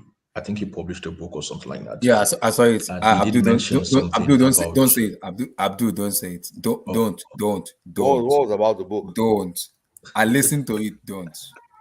I might get pissed off with Olise. I'm already getting pissed off with what I heard it. What did Olise say? Don't say it. Olise is also another very standard. Olise is mad. Central crazy. Don't say it. I heard it. Oh, okay. I'm just curious. I won't mention it, but I Mention it advise now. anybody when Yeah. you have time, check out Mention the it. interview. Okay, Mention it now. say it. Check out the interview. Well, what did he say? I'm just Oh, I okay. just So he mentioned a lot of things. I don't know, maybe it's the same thing that Abdullah is talking about, but he mentioned something about being a defensive midfielder, and he said that was the main attribute N'Golo Kante has, and he said the thing with N'Golo Kante that made him so efficient is when he comes for you and you're with the ball, he touches the ball. No matter what happens, he makes sure he touches the ball. So he disrupts you. So if you're pushing the ball and you want to go full pace, when he touches the ball will have maybe like shifted the ball from the direction you wanted it to go to. So he disrupts your play in any way. So he said under any circumstance, that is what he does, and he's the one that does it best, and that is what a defensive midfielder is all about. Yeah. You know. So what I'm trying to say I am is bringing more. Emmy, I brought him. Oga Blue Eyes. Yeah, Abdullah, I'm checking I it just now. sent you something now. Okay, I'm checking it now. So blow that your Igwe horn. That your Igwe horn. Blow and blow and blow. No worries. So what Abdullah is going to share with you now is, if they've shared, is We're comparing. analyzing defensive midfielders, Blue Eyes. Yeah. I know. Ah. We're analyzing defense. Yeah. And your rise is about to come to Chelsea. We'll talk about it later. If you're sharing. Are you sharing? I only saw two. You only said Oh, are you guys talking about Kelvin Phillips to City? Yo, I didn't see this happen. I sent you one. I sent you one. man. Look at it, man. Big move, We're big just move. analyzing Calm down. I only Calvin saw Phillips to No, I sent it to you already. I Rice, sent it out. and it's Send another night one and day, already. bro. Yeah. Not Okay, chess let me move. go No, back. not Let me- chess. let It's me- not night and day. It's not night and day to Declan Rice. Come on. It is. Oh, we just see- saw it. We just saw it. Everybody was alarmed too. Come on. Let Man. me refresh. Hold on. Refresh your Twitter. It should be there. No, Carl is exposing a lot of things. Who's Guys on the producing this data? This is Carl. Carl Carl, is just on the mission. I He's better on leave the Declan Rice mission. the way he did. I beg. No. Because This. I put it to Carl that why didn't Pep buy Declan Rice instead of Calvin Phillips? Exactly, because no, Pep doesn't need Declan Rice in his system. Oh, so like, Declan Rice doesn't fit that Yeah. low DM. But I can't. I No, only saw there's two. Let me- no, hold on, let me this refresh. guy didn't. This guy is a higher echelon midfielder, Declan Rice. So Nah, what he's about not Calvin so- Phillips? Anyways, I want to see this thing you guys are talking about. Hold on a I sec. got Show it. me the heat map first of all, Abdullah. Let Abdullah, me show show the you heat the map. heat map. Hold on. Let me look for the other one. Okay, that's why I have to go. I have to go and sum up. Yeah, I can. Let me Okay, I've see seen that it. I've heat seen it. map. I've seen it. Okay, good.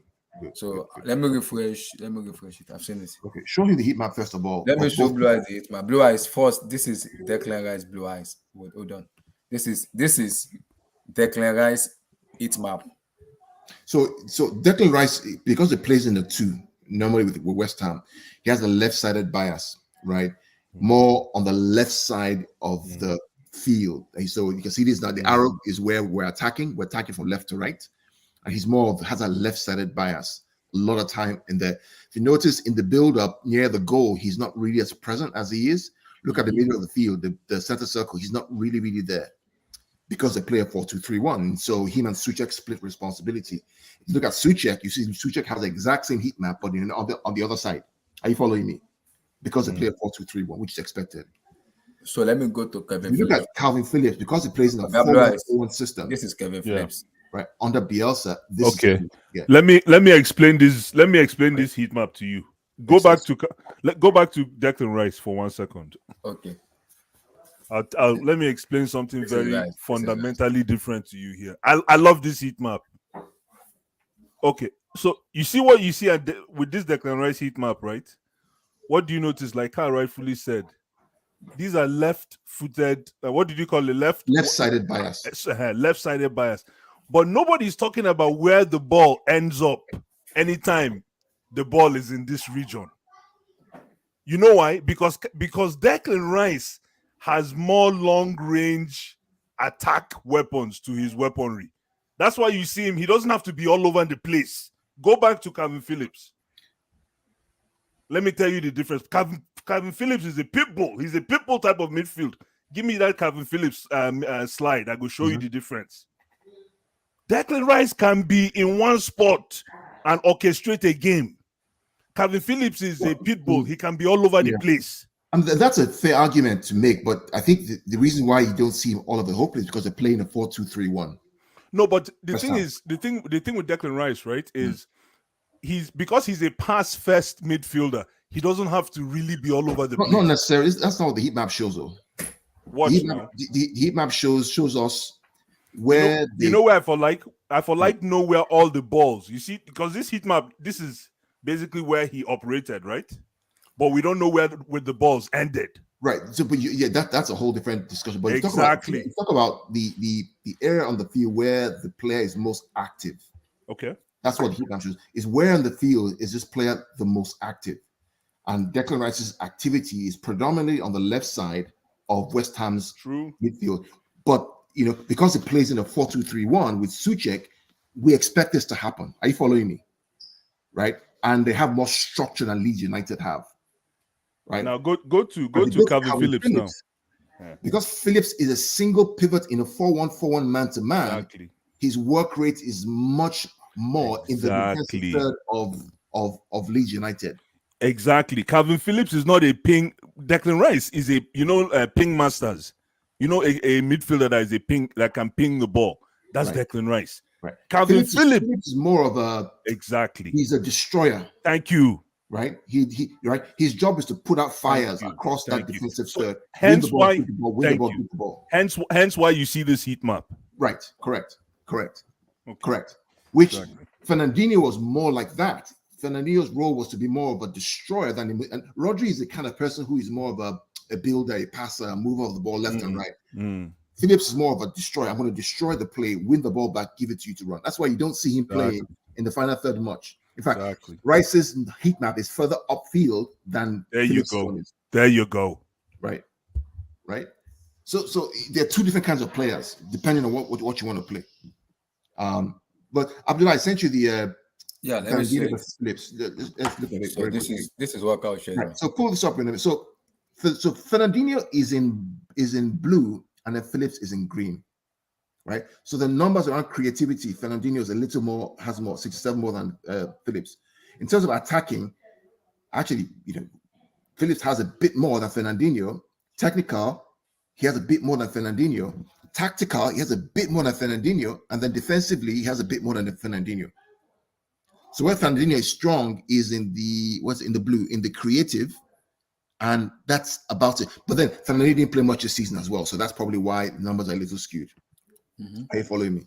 But the key is that the shapes are pretty much the same when you look at a replacement like for like between Phillips and Fernandinho. It's really interesting.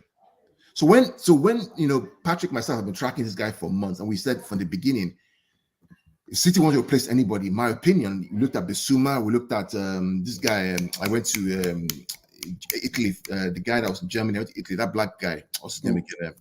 What's his name? Defensive midfield, Zakaria.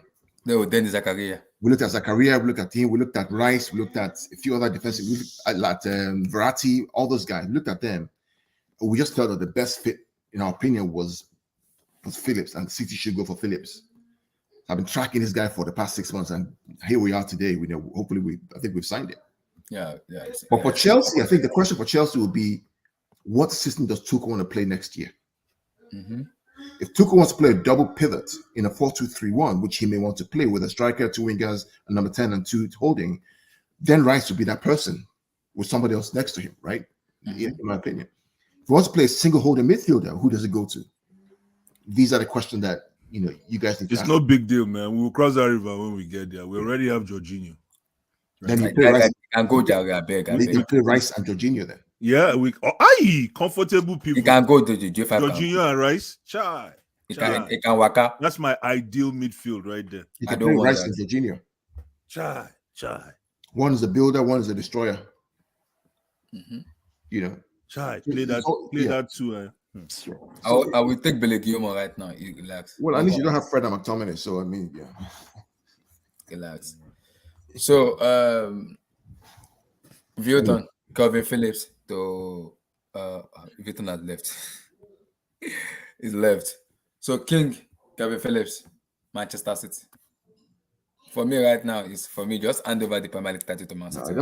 it doesn't work that way now. Football doesn't work that way. Ah. We all know this doesn't work that way now. You got to play the game, and everybody raise their level. So Everybody raise King their level. Black, Kelvin Phillips. Kelvn Phillips. Wow. I mean, I've been loving the insights on the analysis and everything. I swear that's the type of player I think Chelsea have actually lacked since Mikel. Mikel was that type of player, I think, if I'm right. But then Declan Rice comes in. I don't know if he can be able to change his game. It looks like someone who is teachable.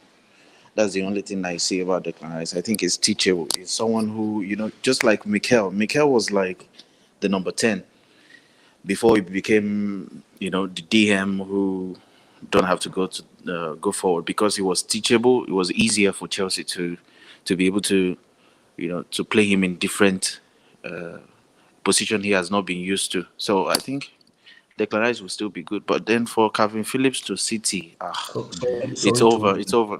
Yeah. King, Yeah. sorry to interject. Yes. You guys, did you see the interview?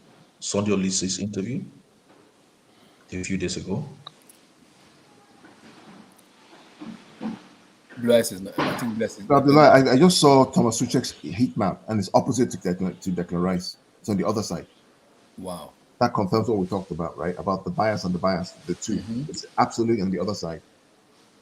And I think for me, it depends. Declan Rice is more of our Mateo Kovacic. Is the same thing. He does the same thing that Kovacic does for Chelsea. He's not. He does on the left side as well. If you check Kovacic's heat map, I'm sure it's somewhere around the same. It's around the same thing that Rice does. Don't compare Declan Rice to Kovacic, please. Kovacic is better normally. No. So Declan Rice is better than Kovacic. Head and shoulders. Head and shoulders. Right. He's a better player. Stop. Now, what are you talking about, man? Come on. Mateo Kovacic is a better player than Declan Rice. Just because, if not for that trade embargo that we suffered, then do you think we would have bought? Do you think we would have actually signed that loan? He's a good So player. Declan Rice is better than Kovacic now. Head and shoulders now. Head and shoulders. Declan Rice is better than Jude Bellingham too. They're almost the same level. No, both of them are not on Kovacic level yet. They are not. Kovacic is good though. Kovacic know how to play, but Blue Eyes stop. You gotta no. It's the ball and the stop. Blue Eyes. Say Kovacic is very, very good. No. He's a good player. No, Kovacic is a good player, but respect yourself now. Come on. No. Blue Eyes. Rice. No, don't compare Rice now. You can compare Conor Gallagher. I'm talking about calm under pressure. Calm. But he has not faced any pressure in his life. He has not played in any big team. He has not Blue Eyes has a good point though. There's not. He's calm under pressure. I know. Hold on. Yeah, hold on. I beg, you know why I say Blue Eyes? Because when I watch Rice, there's a way he moves on the ball out of tight spaces. Yes, he's good. But then he's been doing that at West Ham. He's not playing at United. Yeah, King, I'm watching. He's not playing. Yeah.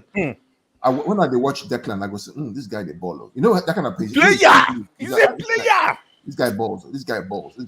I mean, but that's why I said, Carl. That's why I said, if Chelsea buy Declan Rice, this is where Tuchel as a manager has to come in. And because Blue Eyes wait, because if Tuchel wants to place, this is my worry with him. If Tuchel wants to play single pivot, single DM, and say, okay, this is my DM, you guys can do whatever I want to do for. This is my DM. This is why Declan Rice has to be disciplined in terms of eating that map of Kelvin Phillips. The thing about it, Abdullah, is that you will never know until he plays it. Yeah, that's what I'm saying. See, right? Even for England and for West Ham, he plays the two. But does that mean he can play a single? He may be able to play a single if he's coached.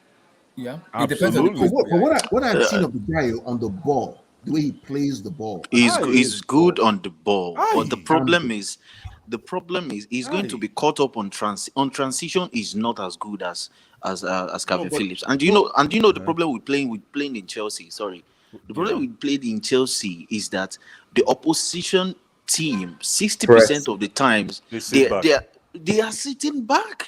Yeah, so if you think you are good on the ball, you are not going to be pressured. So your own is to be ready for transitioning. Just be prepared for transitioning. You know why? It even favors us the most.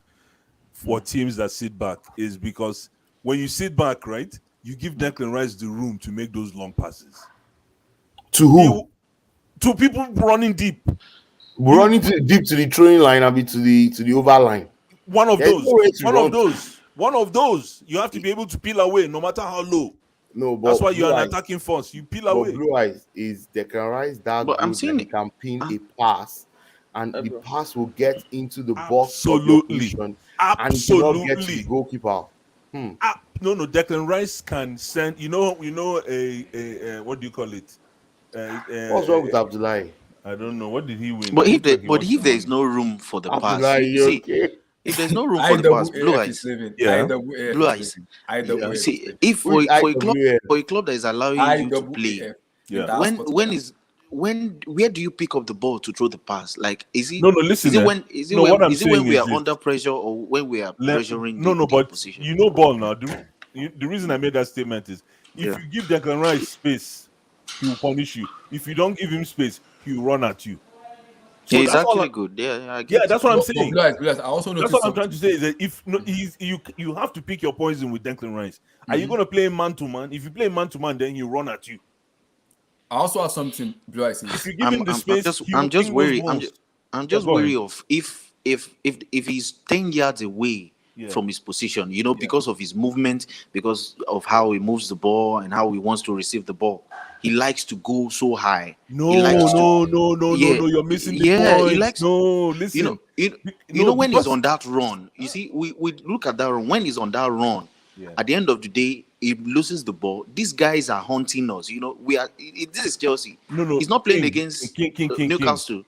When Declan Rice plays, the reason why I think we are going for him, why we are scouting him, is because of his ability to play from deep. So we won't have that problem again.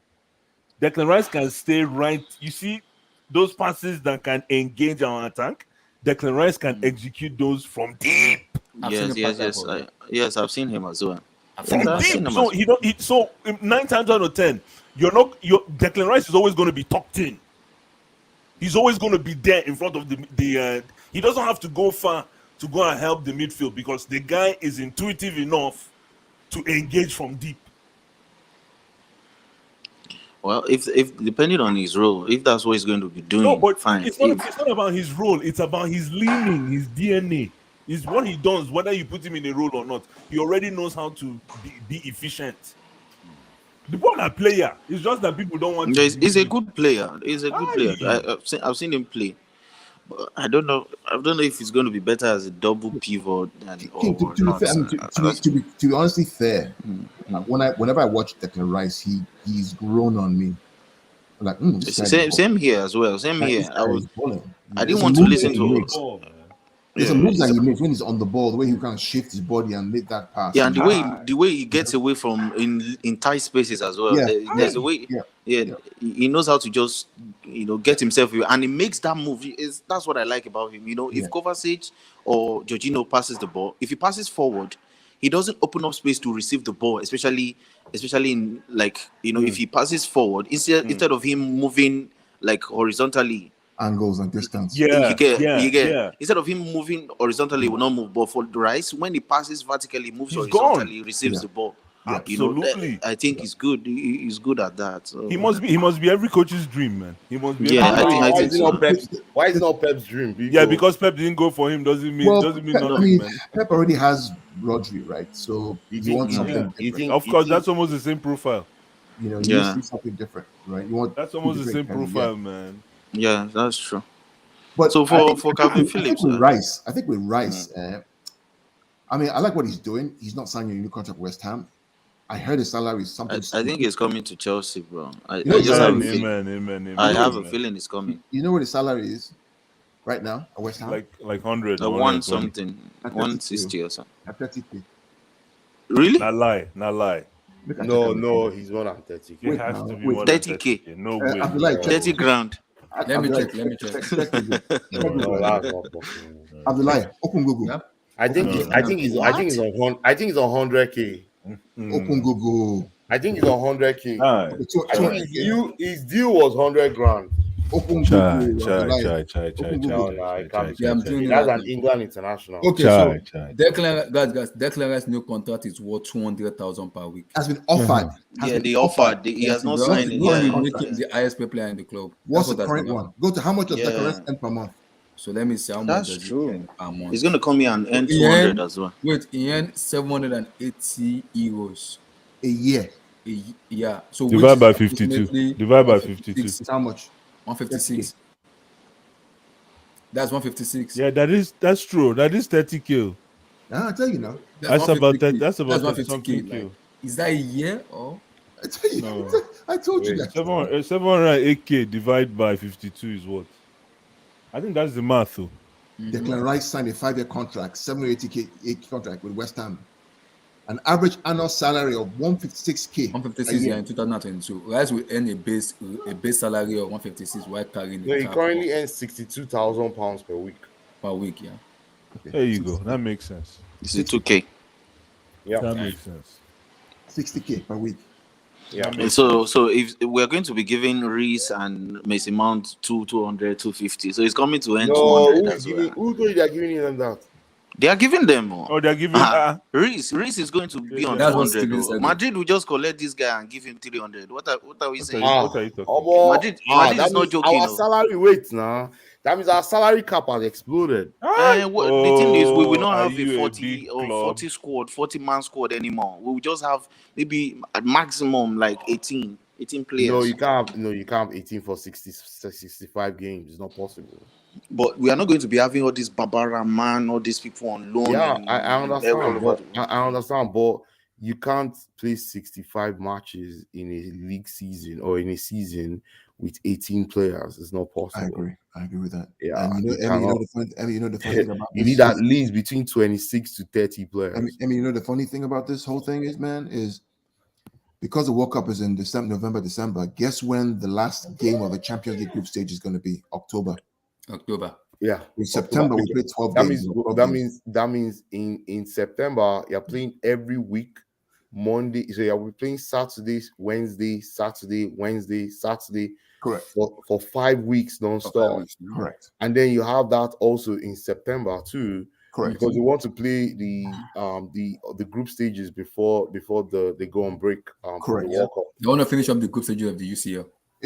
Based on UEFA's schedule, I think we finish up in late October. You see why you need a big squad. You can't use 18 players. You just be losing points. And that's why we have 5 subs But too. do you know like how many players did we use last season? Like, do you have an idea? We used a lot of players.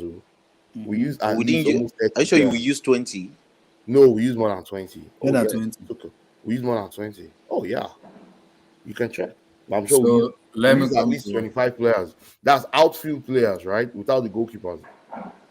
Yes. We start using players like Malang Sarr. We start using players like what's his name? Let me come to you on We this. start using Loftus-Cheek. We start using Barkley. We use all kinds of players, right?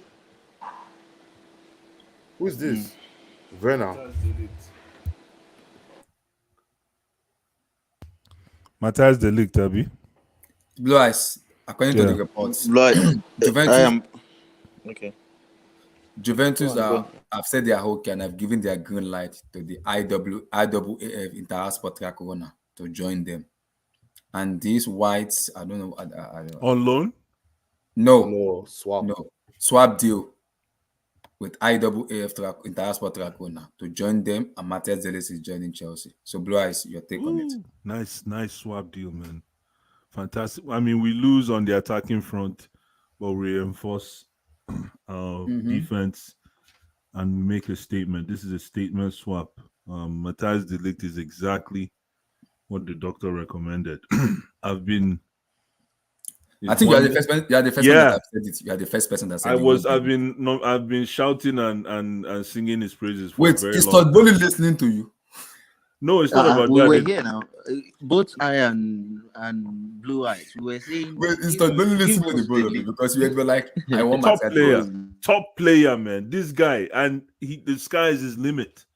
He's the right profile. He has leadership potential. Don't bring him in to try to force him to be captain. Let him just blossom. Let him play his football. He can also moonlight as a CDM once in a while, but You won't see him doing that. He's a defender by trade, and he has size. He's also good on the ball, man. Yeah.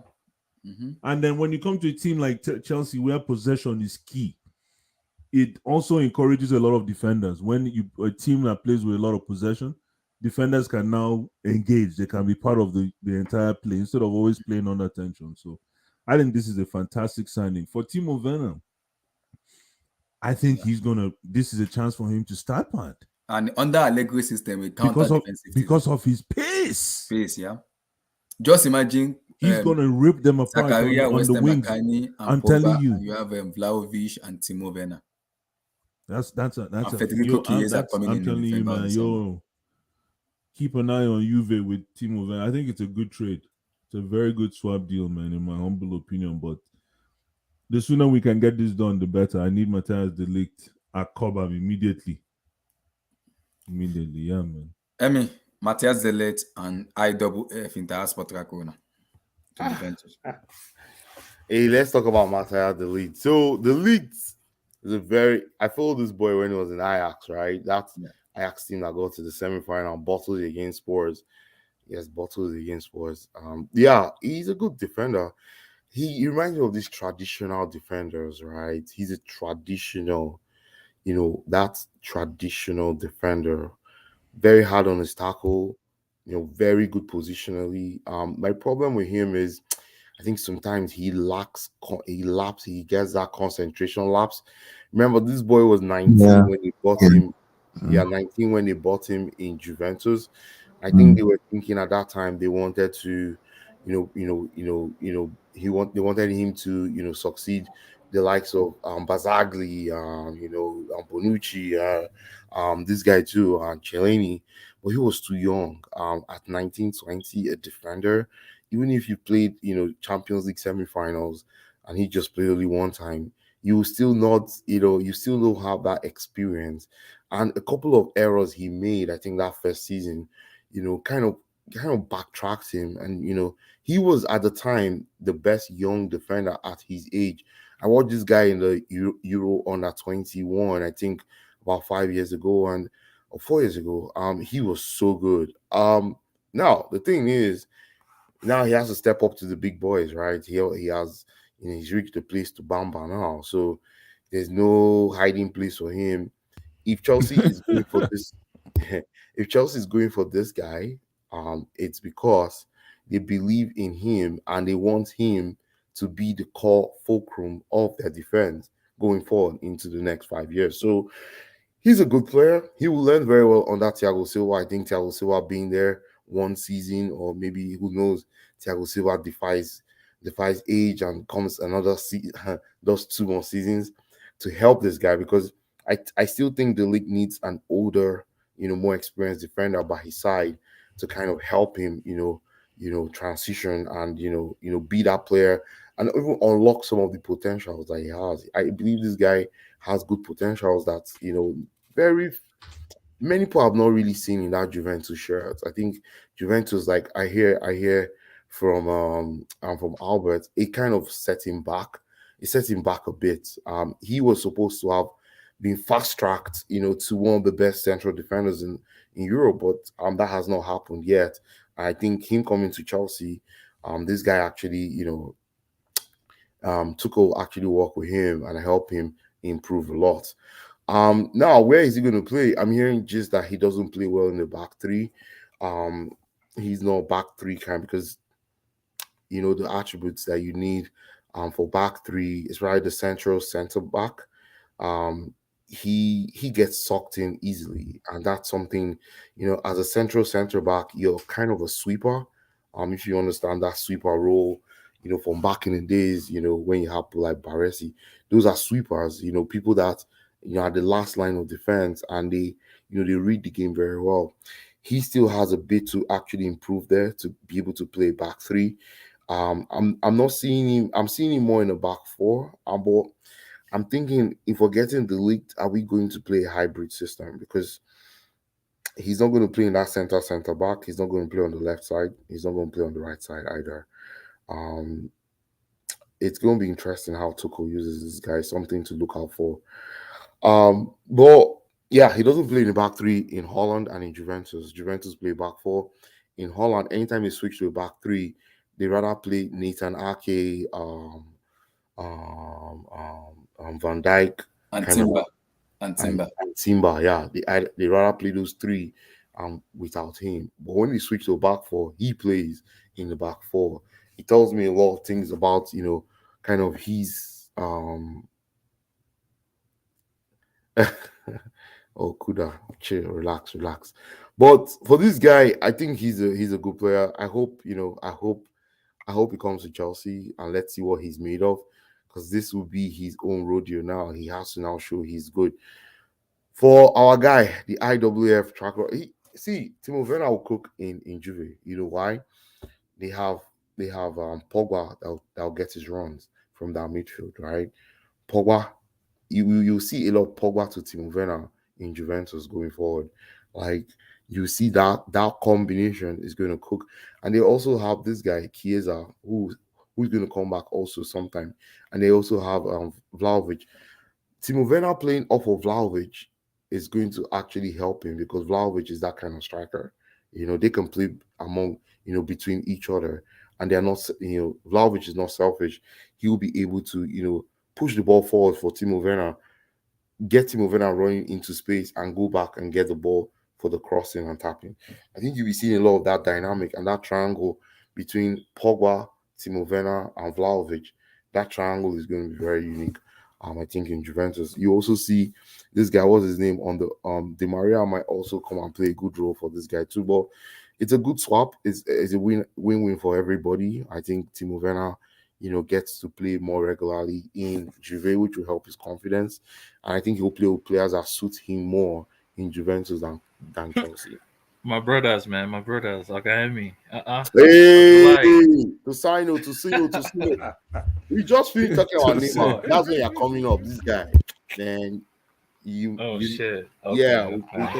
We actually talked about Neymar playing in the front two with Mbappe and then Messi in the hole, and we said that's shit, because guess what? That takes you guys back to where you guys were that last season. I'm hearing you guys are switching to a back three with this new coach. A back three would kill Messi and Mbappe and Neymar, because those guys would need to press more to get the ball. That system crumbles. We're getting new players. That's what I've heard, but I've not seen anybody come through the door yet. Apart from, I mean, has anyone come through your door in Chelsea? No, yet? no. We'll just wait. We're waiting. You know what I mean? We bought in our time. Okay, so who are you guys getting? Are you guys getting a striker? I don't know who we're getting. My club is just very unpredictable. But is it because we're getting this a striker? This Campos guy with his this Campos guy. He's I don't know what he's doing, but I hope he knows what he's doing. Simple as that. I'm waiting to see what because this Campos guy, people have talked about him too much, man. I heard he's getting Renato Sanchez. That's a good buy. That's a great buy. For us. Because he'll complement your midfield and give you guys that drive in midfield, right? What you guys want. But now I'm hearing the coach that you guys are bringing in. He plays a back three, not a back four. If he plays a back three, he plays a back four. He plays a 4-4-2.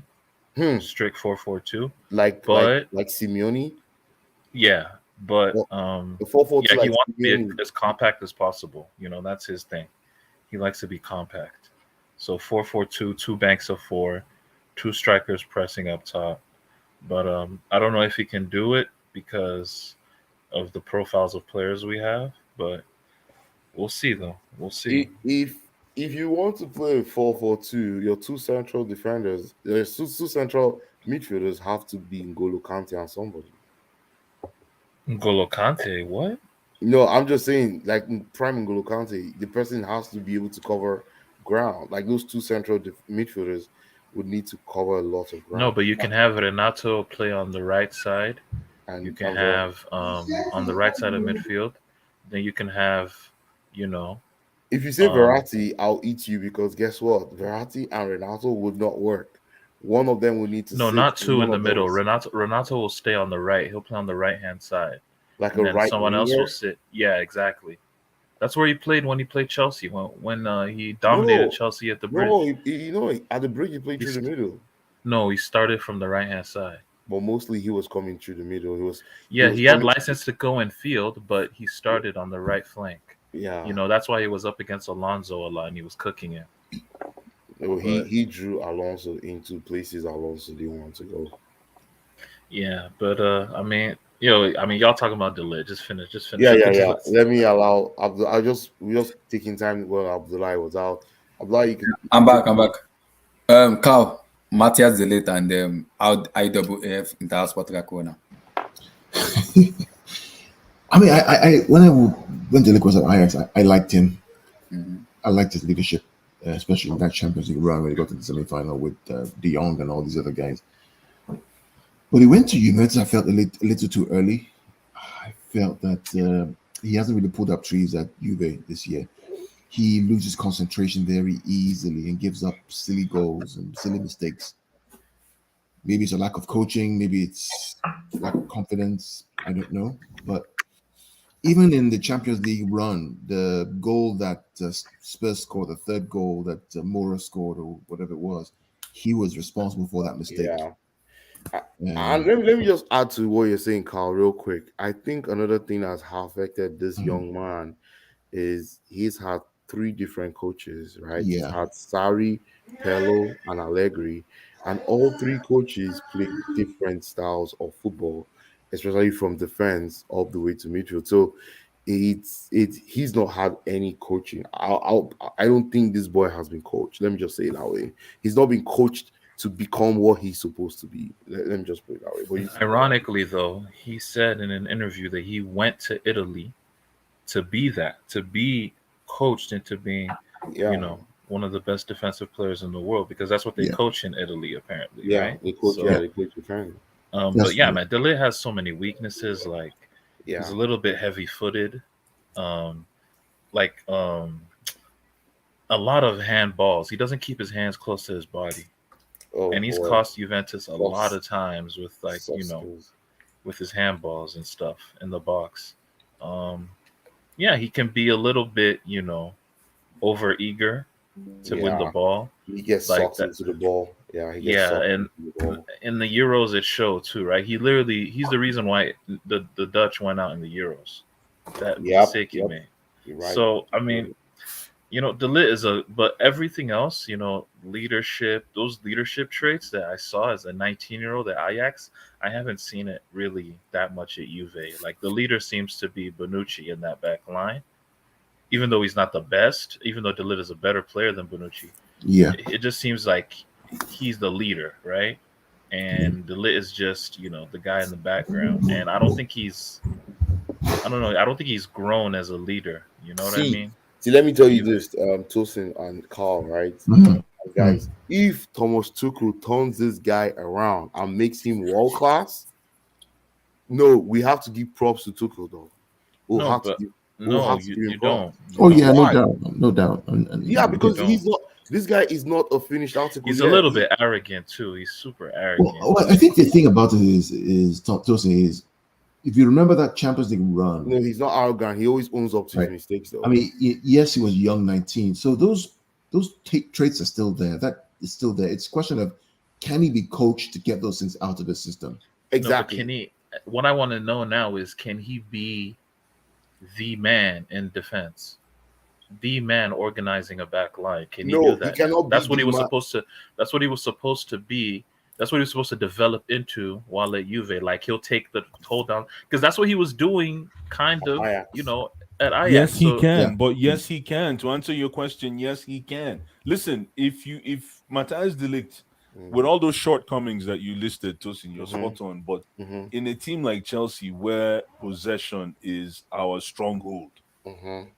this is where players like Matthias de Ligt will come to the fore. Because possession is what we used to eat. As long as we have possession, this guy will not be playing under any kind of pressure. But also blue eyes. This is real, No, right? just you're laughing. It's No, the but truth, man. no, but like Juventus too. Don't front. When Juventus play most 99% of the, well, not 99, No, but no, they don't. They 90% don't. of their games, they're gonna hold. They're gonna have No, most possession. not this current Juventus though. Not the level at no, but not Tosin, this. you know what I'm talking about. The level of Chelsea's possession because of Yeah, you have a more positional style. yeah, Yeah, every yeah. team is low block. Every team is low block till the end of the season. You're playing Yes. against a low block all through the season, man. One So thing I know about this Delhi guy, like I said, if Tuchel can scrub up some things in his game that are kind of weaknesses and turn this guy to be that monster defender that we actually thought he would be after Ajax and probably even improve some more things in him, I have to give Tuchel a lot of credit because right But now yeah, but I we'll don't I cross that don't river. Yeah, I we'll don't we'll cross see. rate that. Has he I is don't he is rate he I don't receptive? rate How is the personal terms thing going? Like, is he receptive to He'll be coming? stupid Yeah, not yeah, to. Timo Werner has given his green light, and Matete has given his green light. the This two guy would be players have stupid given not their to green take light. that My deal. only To thing be is Really? Yeah, they the have given the only green light. the only He'll thing be I have stupid with not to this take guy, that this deal. kid, is he's not ready to be the main guy in defense yet. And I think I agree with what Tosin was saying that he was supposed to be in Juventus. He's not even there yet now. But according to what Blue is saying, yes, he can be that guy if well coached and if actually well nurtured. He has a leader beside him in Thiago Silva, who's a veteran, right? Who's a veteran, probably top three, top four defenders in the world currently. He can learn from him at least for one season or even more if possible. Maybe the guy winds back age and stays one more season. But with this guy, the ligt is we cannot play back. I don't know if we could play back three with this kid. I don't know. He's Why not I, there. not? th- I Why think not? No, like you can't. You I think can't. You I think can. You can't play. He plays in a I think back three with Netherlands. It No, doesn't. it It doesn't. doesn't start. No, It does not. it It doesn't doesn't play. start. It Mm-mm. doesn't start. No, no, but They Because play Kumba, Can they I? play What's the Kumba, name? What Van Gaal said is not Van good in the Dyke back and three. yo, but who is back the three Van is the other Dijk, Yo, guy? easy. but Timber, and Back three is the De easiest for every Vrij. defender. In back three is No, the but easiest format for any but defender. he doesn't play in it in all his teams. Anytime he switch to a back three, they sub him off. There must be a reason, right? Yeah, but The I can last time see. he played a back three Yeah, was under Ten Hag. I think Ten Hag played a look, if couple the of back. back three is well done, like if it's yeah, he'll positional, be the way you fine, guys man. do it, he'll slot in fine. He'll slot Where in. where will he play? He'll He'll play play on the right side, Yeah. of the three. So I thought we're buying Kunde. So who's going to play on the Nah, right side? forget No, of the I about field? think I Kunde. know No, we have Kunde. Chalobah. That's We have Kunde, Chalobah Kunde there is as not well. happening, y'all bro. been in Kunde. Y'all been in Kunde. no. Y'all Wait, Tuchel been, said wait, about Kunde, I Tunde beg. Kunde is the not club. coming. Is the club signing? It Maybe wasn't what. unless you have some background information to go and bring Kunde, but nah, man. Kunde is like Mangana gonna yeah, scale you'll on probably It at was that a point you need to Marino get signing, someone. yeah. You need to get someone more left-sided oriented, like Rudiger. So who's going to be the left side player? Because you know the Nathan Aki, bro. If I see Nathan Aki anywhere near No, my no, defense, no, no way, no way. Oh yeah, I, and I then with the other side of this, by the way, like Werner going to Juve. Why would Juve do this? What are they doing? Allegri said is same as Ace, replacement for Ace, Alvaro Morata is staying in is staying Ace. at Oh, Atletico for Madrid. Morata. Yeah, Okay, for okay, Morata. that makes sense. Okay. And for me, the way But the Allegri thing said, is, Werner, I don't know. His wages are crazy, so he's he said gonna have to the report accept. said they will cut his wages. He will cut He'll his cut wages it. down. Okay, okay. Let's see how he does in Serie A. He might rip it up, you know. He The way might. Allegri plays, if it's gonna fit into Timo Werner because it's very good in the counter at more like a counter Yeah, team running where down with Chiesa and Di Maria. Chiesa, You know, I like what Vlahovic, Juve are doing. Nabil You know, Koga, Denis Zakaria, Western Mekani, who can pass the yeah, ball very like well. So they're Timo looking Werner for. will be able to run. It's not like APL where there's physical both what's called physical defender. In Italy, it's very slow where Timo Werner can just use his pace and just out to run defenders. So it will work there. Yeah, It will work in there. they're signing Agricultural a lot of. science, Relax. No, home stop. economics. Relax. Relax. Easy. No, but I think Juventus they're getting a lot of guys that will open it up for Vlahovic. I think Vlahovic's going to have a crazy season next year. The lit. Fair enough. Steven, Timo Werner, and Matthias de Ligt. Yeah, I can't wait to see Werner go, man. This guy's a clown. Happy. But Dillit, the only thing I'm worried is can he play in the back three? And if we're signing him, I think we're going to a back four. Yeah, because Yeah. yeah. Because Tuchel is the one that I said I want the leg, not even the board. It was Tuchel that said I want the leg. So there must be something in saying that. Tuchel wanted him when he was at PSG. Oh, he So wanted him at PSG. Yeah, but He's a good player, man. Leonardo shut it down because what's it called? Delit was trying to negotiate some shit where like Yeah, 2 or 3 years, his head was wild. if I'm too good for this club in 2 or 3 years, can you sell me for this price at a gentleman's agreement under the table? Like, bruh, like you're not in no position to make demands. You're Like, just a look at him now at 20-year-old Juve. boy. Get up. Yeah, man. He used to talk, man, like that dude. And that's the thing. He's super arrogant. That's the thing about I noticed about No, the. he used to Juventus cost I his like life. that. Tell me more. No, but that's in the beginning of his career. Maybe he's been humbled a bit. You know what I mean? Because a lot of people. He's been getting clowned in Serie A, man. I think They call it takes a bit. agricultural science. He hasn't been playing that way. It takes a bit of arrogance to wear a captain armband for as a 19-year-old anyway. So no kidding. It takes a bit of arrogance. You can't. No you can't be. He was a that's quality why Kante player. cannot. That's why Kante, as good as he cannot be a captain of anything. Absolutely, preach. So Thank you. he's the next Yeah, JT, some man. players He's the are- next yeah, John some Terry, players- man. He's the next John Terry for Chelsea. Relax, John Terry vibes, please. Calm down. Because in our Igbo boy. Because in our Igbo boy. Why you not talking? Okay, Amy, let's buy miss you. you. Amy, welcome. We miss you, man. For talk. Black Lives Matter. Don't worry. We'll make him baby to partner. My blood is hot. let me Abdul. He's the next John Terry. He's our next JT, bro. He's our next JT. Calm down. We can't help it. This boy has a lot of things to learn. Can you guys hear me, This guys? guy. It makes a lot of mistakes. Before he clocks 25, man, his game would have elevated. I'm telling you. Let me Abdul. So the thing is, when I first saw this guy playing for Ajax, if he was from a different country, I would have questioned his age because he played with so much maturity. But something has happened to this kid in Juve, and we can talk all we want. This is football. Don't be shocked he might not get back to that same Ajax level. Hey, please, now, because that's number one. Spending a lot of money on this guy. Let me 2 seconds first. So that's number one. Number two, there was somebody earlier on giving him a lot of props. I want them to tell me, like, what's the difference between this guy, the late of Juve, and Robert Hughes. The Robert Hughes we had at Robert, hey, come on, bro. Come on. Hold on. What's the difference between this Delete and Robert Hughes of Leicester? Robert Huth Of Leicester when they won the league. All the way. Robert Huth played Chelsea. So what I'm trying to say is he has potential to become a very solid defender, right?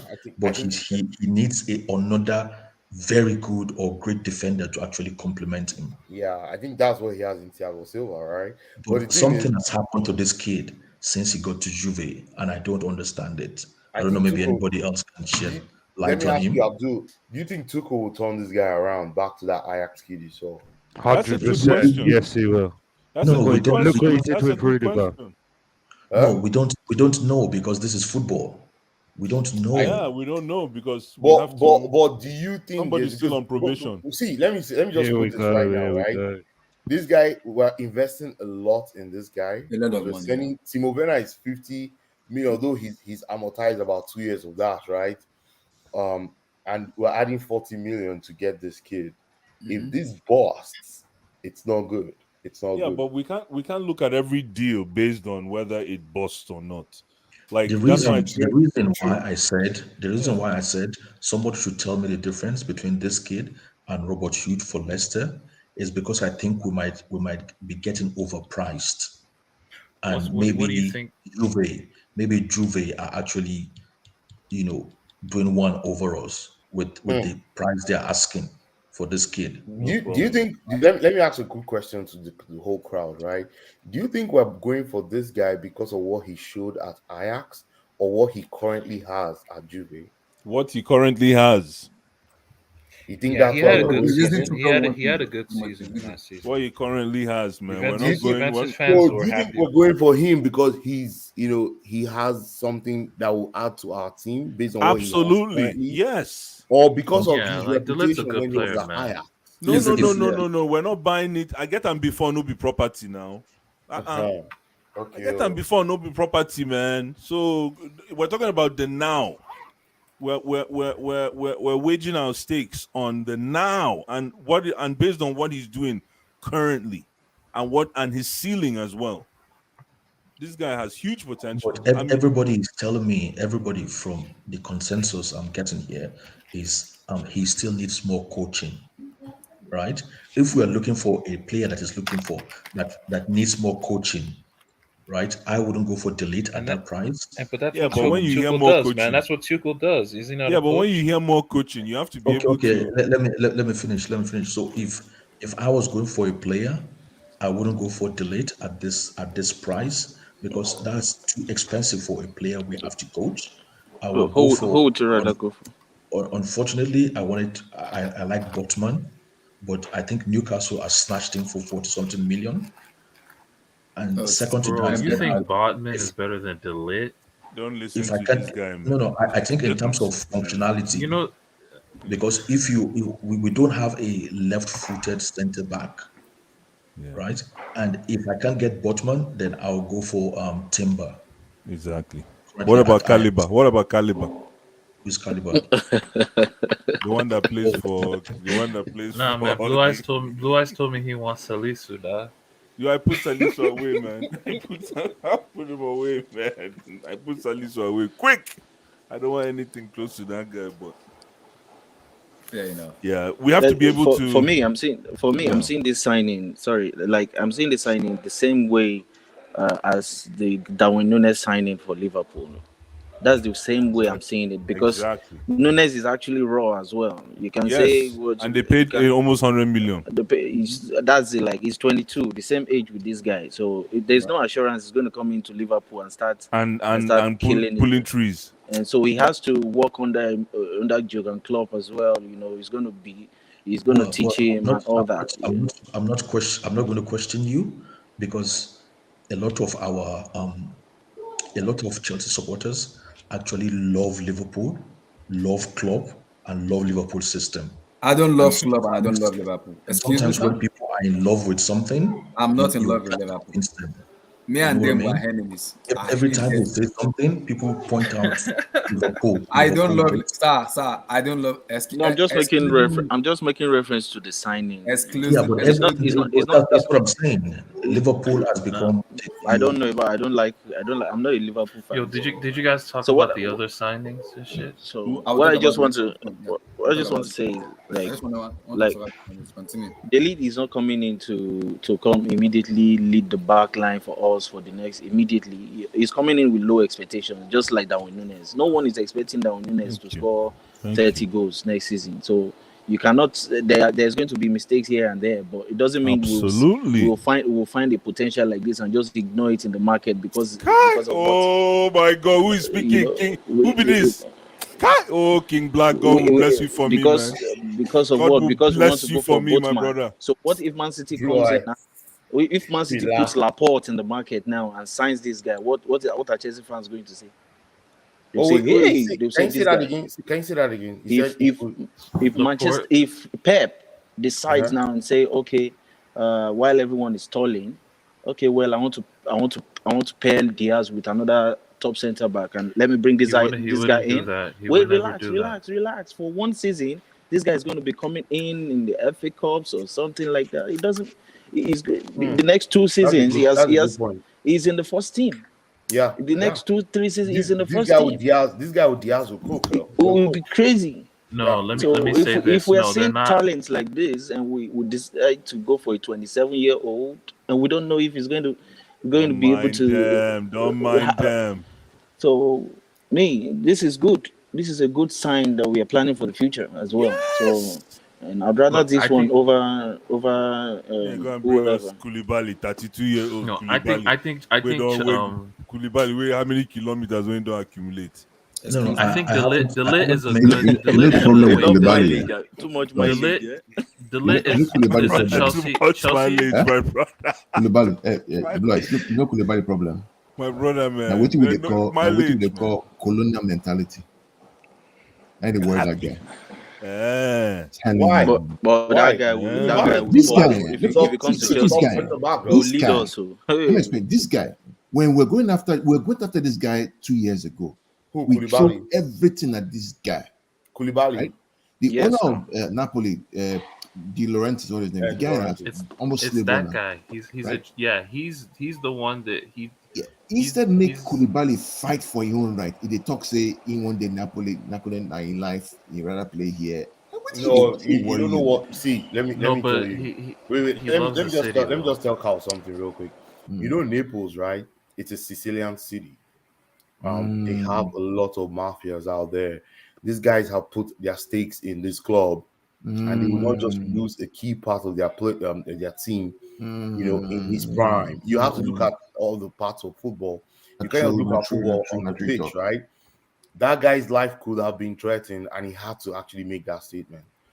I know he doesn't want to stay there because he's been racially abused multiple times in Italy. I think the last time was in Calgary. Yeah, you're right. And it was so bad, I think he was ready to walk away from the field, right? So I believe that for him to have come out to say that after like a few weeks after, something must have gone down. Yeah. He And plays he in a married an Igbo Sicilian girl city. too. He married what? An Igbo girl. He was born in France. Was born in France. Yeah, Koulibaly was born in Yeah, France. I He's one think of he those just Senegalese that were born in France. He's lived in France all his life. He barely had lived in Senegal. I know he probably visits, but he could have easily played for French national team because he was born in France. Are you sure that's not arranged? They can arrange these things, these certificates. No, You sure he that guy was was born born in in France? He was born in France. Why you thinking like Blue Eyes? You are thinking Koulibaly like was Blue born Eyes in now. Blue Eyes, France. mute your yeah, mic. he's from Paris. Blue Eyes, mute Yeah, your mic. he was born in France. Blue Eyes, mute that mic. King is thinking like Blue Eyes now. What the heck? I can't lie, man. But Koulibaly will be perfect, man, for Chelsea. Imagine pairing this guy with Koulibaly. It's a done deal, bro. Done. For the next 3 seasons, forget. We are conceding less goals than anyone. Yeah, but I was gonna say Like, regarding the lit Tosin, bro. the league needs a calm head around him. yo, Like, who's that? Is that NK?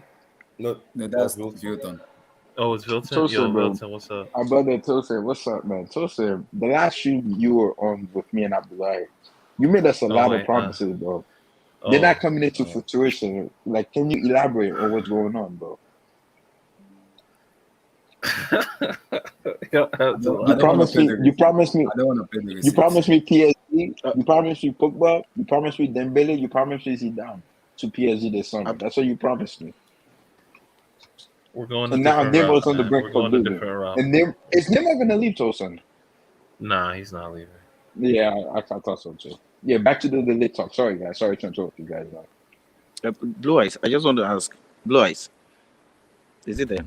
Yes, I'm here. I can hear you, my brother. Yeah. Who would you partner this guy with in a back four? In a back four, my goodness, man. The thing is, this guy is a cool-tempered guy, so he needs to be close to a crazy guy. So I don't think he will fit. No, is the aggressive? Is the aggressor? So yeah, but I don't think. That's what I'm saying. Like, for example, is the aggressor. That's the problem. Like he the became the aggressor. It was not the aggressor at Ajax, but he became the aggressor at. It's not by like that's what I was saying. Like with Pep, right? Like when you said you gave the instance where you said he'd sell Laporta.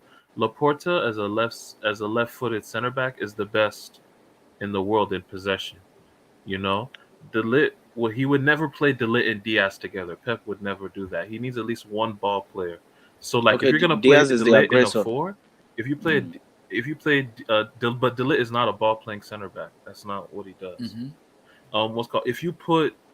If you have a back four, you want De Ligt as your aggressor, and then you want a calm, composed ball player. Beside him. That's what you want. The concept is called the builder and the blocker, right? Good cop, bad cop. Good cop, bad cop.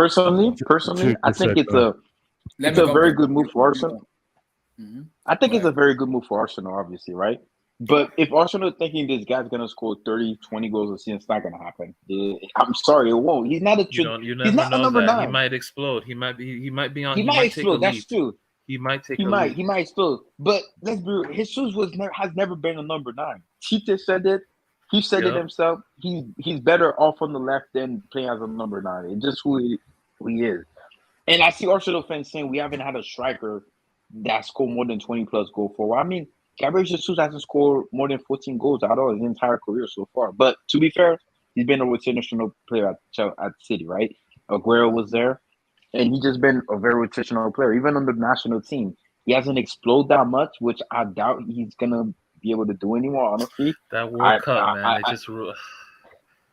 Is this I don't even official think he's though? gonna be a Is it starter. official? Yeah, it's I official. don't even think. Yeah, It's he's not a official. starter. He's not a starter. Yeah, on it's done. the It's team. done. Yeah, It's I think done. Cunha's gonna be the Wow. number 9. I think he's just Kudos, gonna come up kudos with to the Arsenal. honestly. Kudos to Arsenal, man. It's done.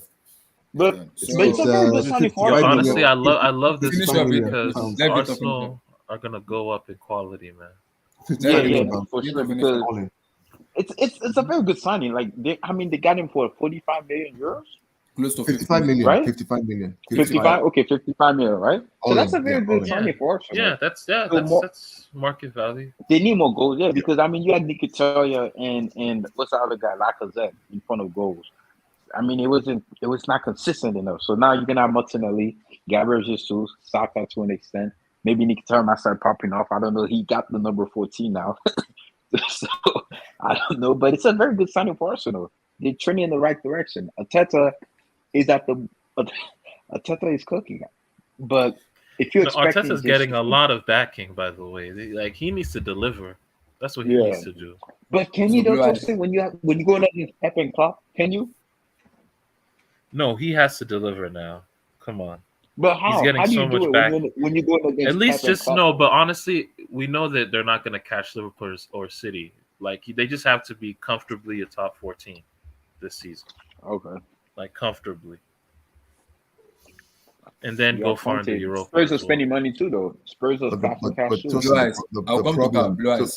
the problem is you mentioned who drops out of the top 4 then. I mean, I don't know. Chelsea I or don't know. Spurs? But Chelsea or he's got the Spurs? backing though. He's gotten the backing. So Like Blue he has Eyes, to show results. Gabriel Jesus to Arsenal Football Club. Big signing for Arsenal. Congratulations to Arsenal for pushing this deal across the line.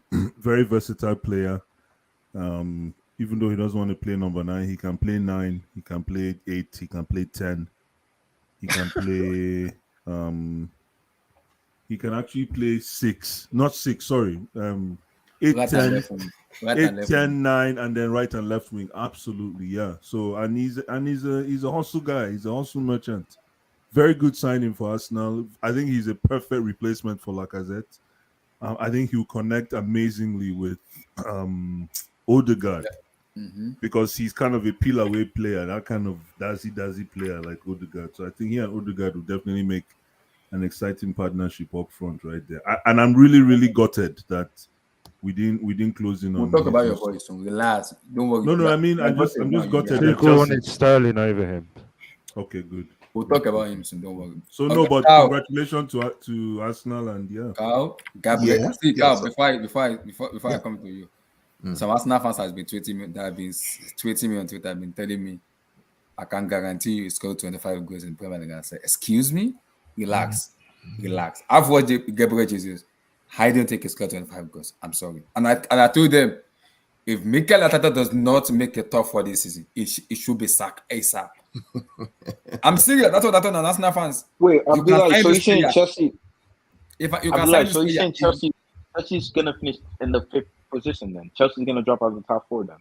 I don't No know. yet. chance. You see, but that's what I told Arsenal fans that if with this kind of player you're signing, if you don't make top 4 or even win an Europa League, Mikel Arteta should be fired as soon as with Relax, immediate. Abdullah, relax. They're building a team.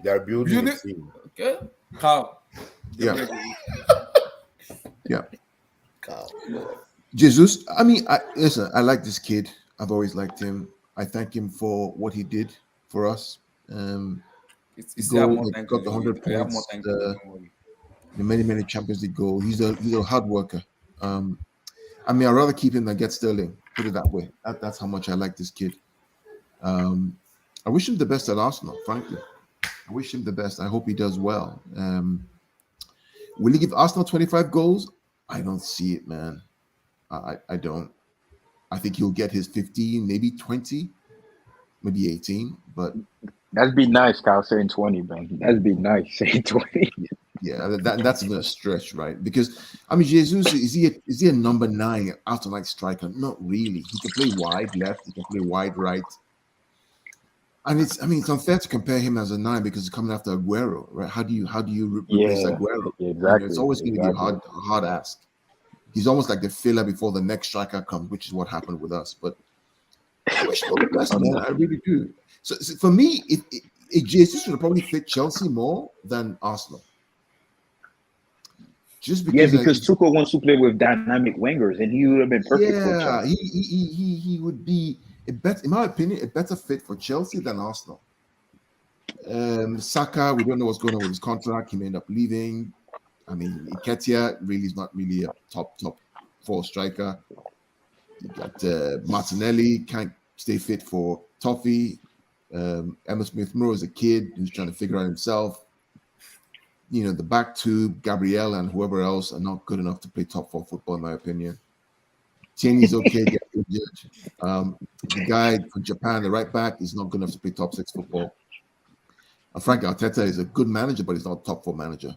Just the way it is. So, what is Jesus trying to do? I don't know. Trying to get in the Brazil squad, and he was never out. I'm just telling how I feel, Mats. What's going on? You know, I wish him the best, but I think it's a wrong move for him, if you ask me. Why? No, I think he's going to Chelsea. Right. That's what I've said that, but Arsenal fans were attacking me on Twitter for saying Arsenal create chances though. Yeah, but Arsenal could see goals like crazy. Yeah, I've killed me with the analogy.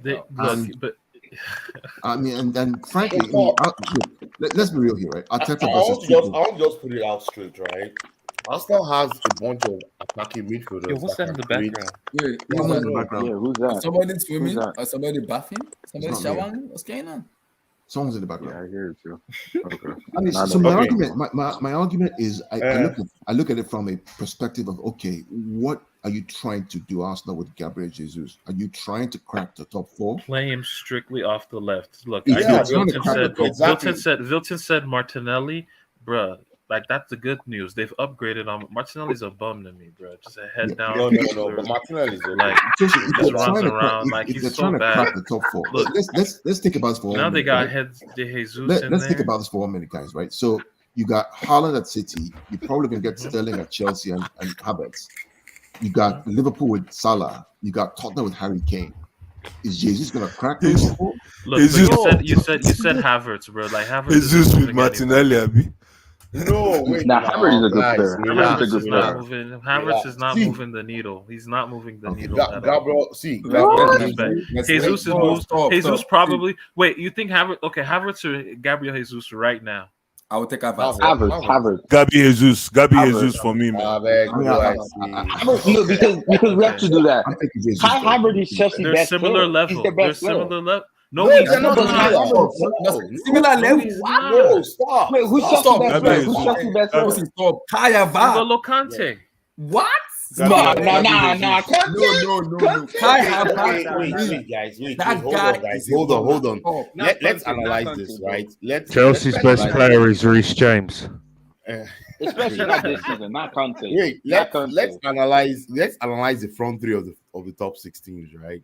Hold on, Emi, before you analyze, Man City, Gabi Jesus is at the moment a better player head and shoulders than Kai Havertz is. 100%. I agree with that. 100%. Okay, so in Man City they have Haaland, Mahrez, and who's going to play on the other side?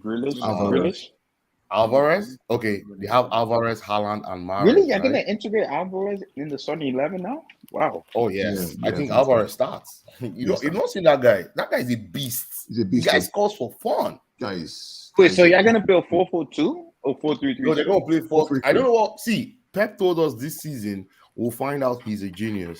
He's bought the players. I'm waiting to see how he sets. Yeah, he wants to. I think apparently he even wants to play 2 strikers. Yes, I think he wants to play 4-3-1-2. I think that's what he was going to do. But I want to wait to see what he's going to do. He wants to play Alvarez and Haaland together. Yeah, he's probably going. Oh, that'll be. Yeah. And then De Bruyne behind them. Scary times. He's going to play different systems. I know Maybe Pep Foden might learn how to play in I midfield already now. told Who you, I'm knows? forfeiting the Premier League. I Nah, already no, told you. But Liverpool, this but is small Liverpool. Abdullah. So I think I'm done with Man City. Liverpool has Salah, Nunes, and Diaz. Fantastic, right? Chelsea. I think Chelsea is Yo, getting don't sleep. Sterling. Wait, but Emmy, don't sleep on Firmino. He could I have a know. comeback season. I know. He could have a comeback season. Just playing off of as a support striker for Nunez, or maybe. Yeah, let's wait. Oh, I think that will be their front three they're playing tomorrow. And then in Chelsea, I think you have Havertz. I think Sterling is coming in. I don't know who the other winger will be. Some people say Dembele, some people say Neymar. I don't know. Whoever comes in the other side. Yeah. Emmy, who told you Sterling is coming in? This is a rumor to me. Where did this come from? No, it's Sterling. Wait, it's Sterling. I think it's gonna be Sterling. Can you please confirm your source, please? Maybe Cappy Merchant confirmed it, bro. Do Chelsea have 50 million euros for Neymar? Of course, I do more money. not want Neymar. Bro, I'm like, Toddy's how we need to spend money right now.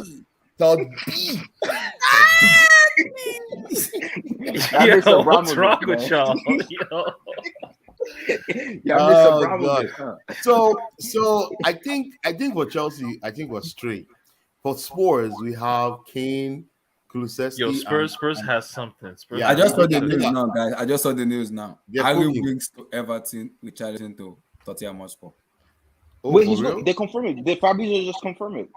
Yeah, they just confirm it right now. Yo, they have options. Wow, that's a front line. Harry Winks to Everton, Richarlison to Tottenham Hotspur. Bro, Son, Kane, Kulusevski, Richarlison. Wow. That's firepower. Believe it or not, that's firepower. Richarlison, all goal scorers. Richarlison is going to be the reason why. That's a problem, guys. But I think he's going to be the reason why Brazil win the World Cup. He's going to come off the bench I'm and telling score you, this crazy goal. Abdullah, I told you. He might even start at the 9, honestly. He just works so well. A problem. I've got a question for the panel. I've got a question for the panel. So, what position did Tottenham finish the season? Fourth. Okay. With all this new acquisition, where do we think they are going for? They're gunning to win the. They're gunning to win the league. They are gunning to win the league. Conte is not playing. Okay, so I said if there's one guy in the league that I trust, I just want Pepe Klopp. to highlight that. I think it's Conte. I just wanted to highlight that to all the Chelsea supporters who says next season, we are not winning the league. Don't win the league.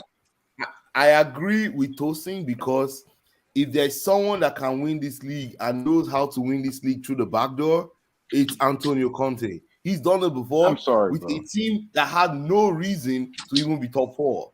A team that finished 10th the previous season. He took them the next season and won the league through the back door. Remember, I don't think it's gonna happen, Emmy, bro. Mourinho couldn't win these guys a trophy. Mourinho has won a trophy every single club he's been. He couldn't even win them a Carabao Cup. This guy Mourinho did the same thing. Wait. Let's use context. Let's use context. Let's use context. When Mourinho came in, right? When Mourinho came in, he helped them finish in the top 4 of the season before. Remember when they had the All or Nothing documentary? They finished in the Champions League. No, they didn't finish top 4. They didn't finish top 4. They were celebrating, didn't they? When they were celebrating, they finished in the top 4. I know Mourinho played Champions League. No, did they ever finish? Did Tottenham ever finish in top 4? I'm sure they did. What was it with Europa? Can somebody confirm, please? They've been in Europa for a long time. I can't remember them being in Champions League. I can check. Wait, just a second. I swear they did finish in the top 4 with Mourinho. And Mourinho took them to a Carabao Cup final. I just think it's Spurs in general. If Conte does, hats to him. But then again, is Conte that good in cup competition? Because he's very good in league, but you're going against Pep. Bro, Pep only lost 3 league titles. And those 3 league titles he lost, Liverpool had to get 100 points, 99 points. Real Madrid, we had to get 100 points. Then the other time was when he first got to the Premier League. I knew he wasn't going to win that Premier League title. It was his first season in the Prem. There's no way he was going to win the Premier League. But you see, you understand what we're saying, Wilton? No, I don't understand what you're saying.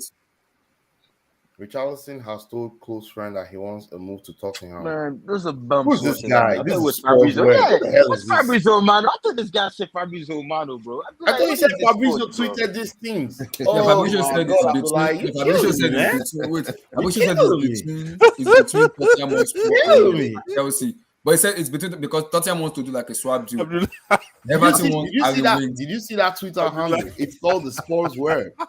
Yes, exactly. Hold on. Of all things, it's called the Spurs word. You get that? Yeah, relax. Yeah, like you went to a propaganda. You went to a propaganda account, man. No, I think it's one of. Let me find a more reliable one. Hold on. That guy is not reliable. Let me find a more reliable one. The guy's called the like, Spurs which one word, is? Which one is? This guy wants to propagandize, man. Like, come on, Relax. Let me Abdullah, find man, one. guy. this guy. Abdullah, But let me quickly add to what Abdul was asking, right? Oh, See, if there is any coach that will give Pep and Klopp a run for their money, it's Antonio Conte. He has this sports team how he wants it now. These guys have that central midfield position locked. So Spurs are not doing anything. Stop hyping them.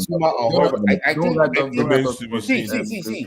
They need wing backs. They need wing backs. Did they if get wing get backs? a right wing back to complement Reguilon on the left, bro. No, a right wing back This because team- Perisic is there. There's Perisic. That's what the same thing. Oh, yeah, they got Perisic Perisic, cannot play man. 38 games though. It's too But much yeah, for him at his yeah, age. that's Chelsea true. fans With did the their same thing, intensity. bro. Last summer, all they needed was No, a number Wilton, 9. no, They no, got no, Lukaku, Wilton. and you couldn't Built in compete. this season, built in Come this on, season, man. Let's stop that. built in this season, Spurs has a good team, and if they add Richarlison to that, They had a to good that team under front line- Pochettino too, and they couldn't win anything. No, You see, not you see, you see No, the way people are Pochettino is not a talking. lion, though. The Pochettino way is not a everyone is lion. talking You're about. talking about Conte. Conte is We're a talking lion. about this is strictly about the Conte factor, man. Conte Honestly, is it's not the about factor here. Spurs. It's It's just really about about the whoever. Conte factor. Except in Serie A, Tosin, he wasn't competing with the greatest league manager I've ever seen in my entire life. Bro, the No, man no. pulled Guardiola. up to Chelsea And won the 3 league, and bro. two. Yeah, like what are you Pep talking wasn't there. about, bro? Pep wasn't And there. when- I know Pep was there, but it was his first Pep was there. Klopp- season. that was Oh, Klopp's but it was It was so his it was first Conte. season. So it was Conte. season. So was It Conte. was first No, So was let's keep it Conte. let's keep it a buck, right? Let's keep it a buck, right? In 2016, where did City finish in the league when Leicester won it? City finished what, third, right? Third or They finished what third. position? They finished third, and Chelsea obviously finished 9, right? So then you got sack Mourinho, right? You guys obviously the player they want to play for Mourinho. Let's not act like Conte didn't enter a great team. 2016, Chelsea finished 10th. Yeah, Bro, 10, he made 10. Victor We Moses a finished 10th star. in the Like league. what do you- Bro, No, we bro, lost bro. we lost about 12 Bro, wait. 10 or 12 So you guys games honestly that believe season. that? Conte is gonna win a Premier League title with Spurs? It's I'm possible. just saying, don't count. Antonio count Conte it can out. to just I'm tell not- you my F God. the I don't EPL.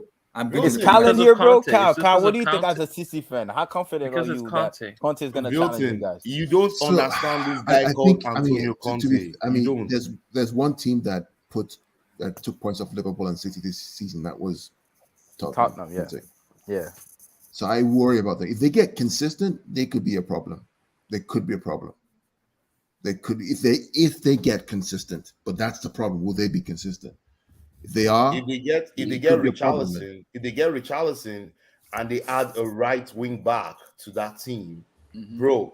Don't forget they got Bissouma. They got Bissouma. That's true. Conte will forfeit the Champions League. yeah. He'll just try to get to the second round of the Champions League, get that money, and the remaining 24 games after or 24 games after the World Cup, he's going to go for it. Like he's going to go for it. He's going to personally Depends how tired eliminate the players himself are, from too, from in the the World Champions League. From the Champions League. And He he can will, do he that. will eliminate. He will eliminate Yeah, he his always team tries from to the eliminate Champions League. himself. That's one coach I know that eliminates himself from Champions League group stage. He will eliminate Let himself. me ask you this, Emmy. If England were to win the World Cup, right? Would It's not Harry going Kane to be? happen. Stop. No. Blue Eyes believe England's gonna win the World Cup, right? Oh Blue my Eyes? God, Blue Eyes, you want to bet something? Who said that? Who said that? Wait, Blue Eyes. I thought you were in England. Don't you think England's gonna win the Yo, World wait, Cup? did you guys talk about EPL. De Jong? I'm Did you guys all talk about the De Jong? EPL. Don't involve me with England. Yo, EPL. with the three lions. There's a difference between EPL.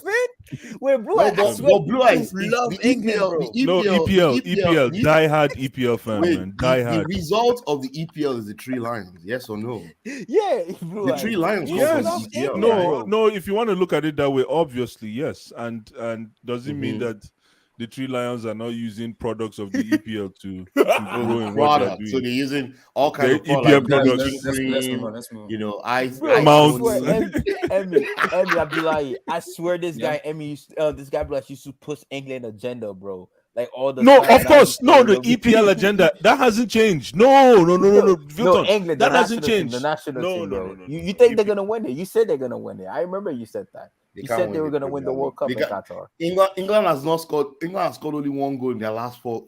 No, but my point was I was gonna make right. If England was somehow to win the World Cup, mentality, man. Would Harry Kane be motivated coming back into the season after winning the World Cup? No, they're not winning the World Cup. Harry Kane actually will have a disaster class. I don't.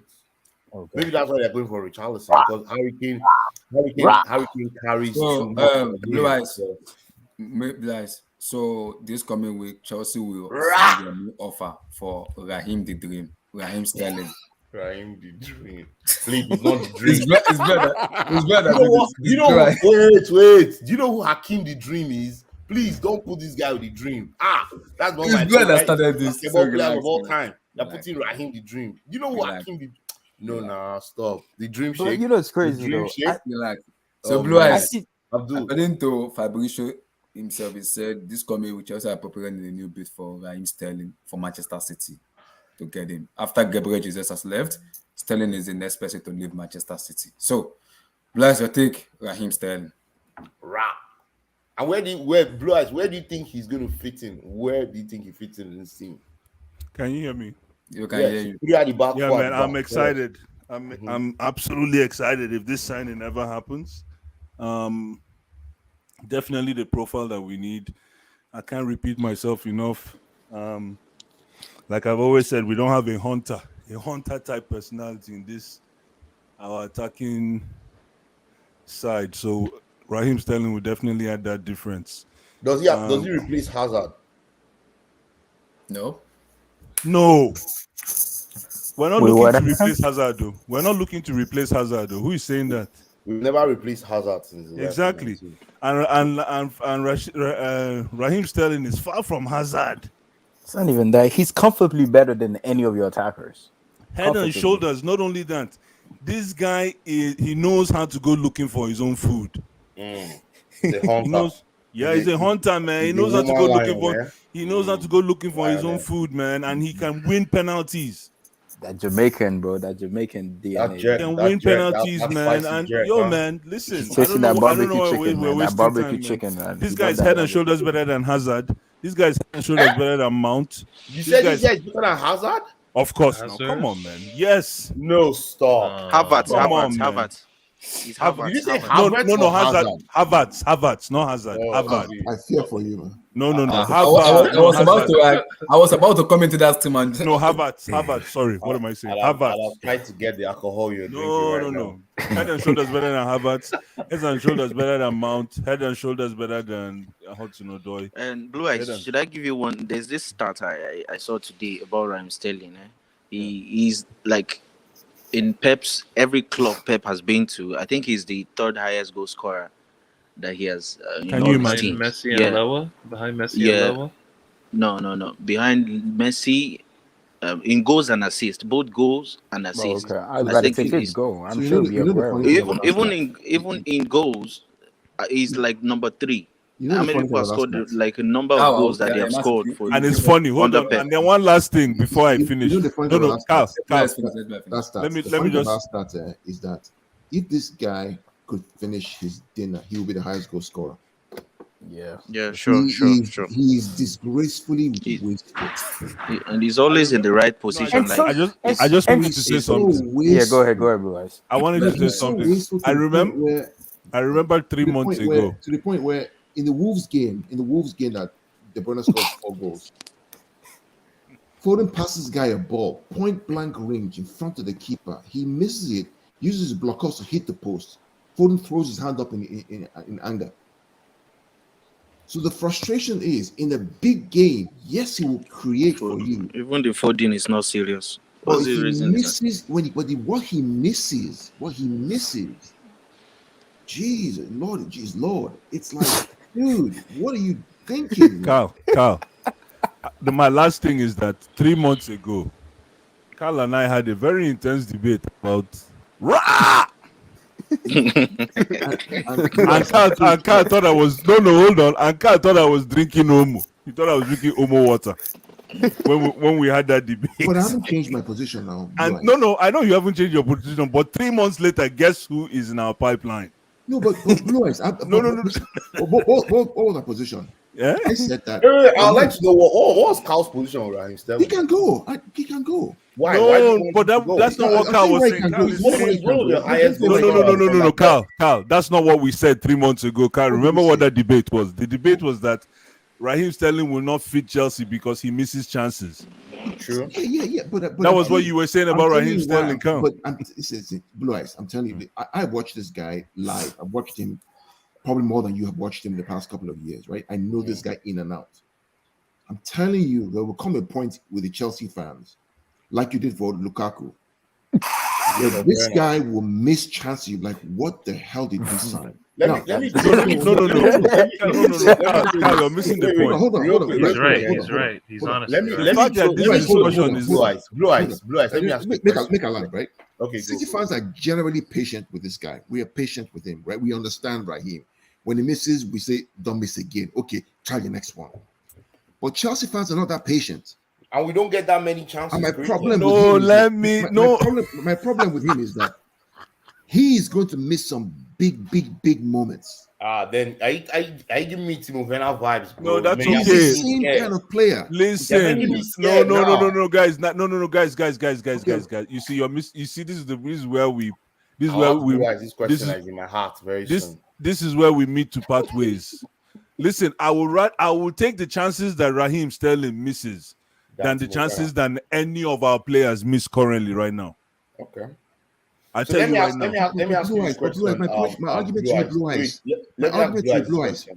My argument to you, go get a killer in the box. Why Raheem Sterling? You know why? It is because of the way we play. Raheem Sterling. He's not a killer in the box, though. Hold on. He might not be a killer in the box to you, but he complements the way we play. Because the way we play is we have a three-headed monster.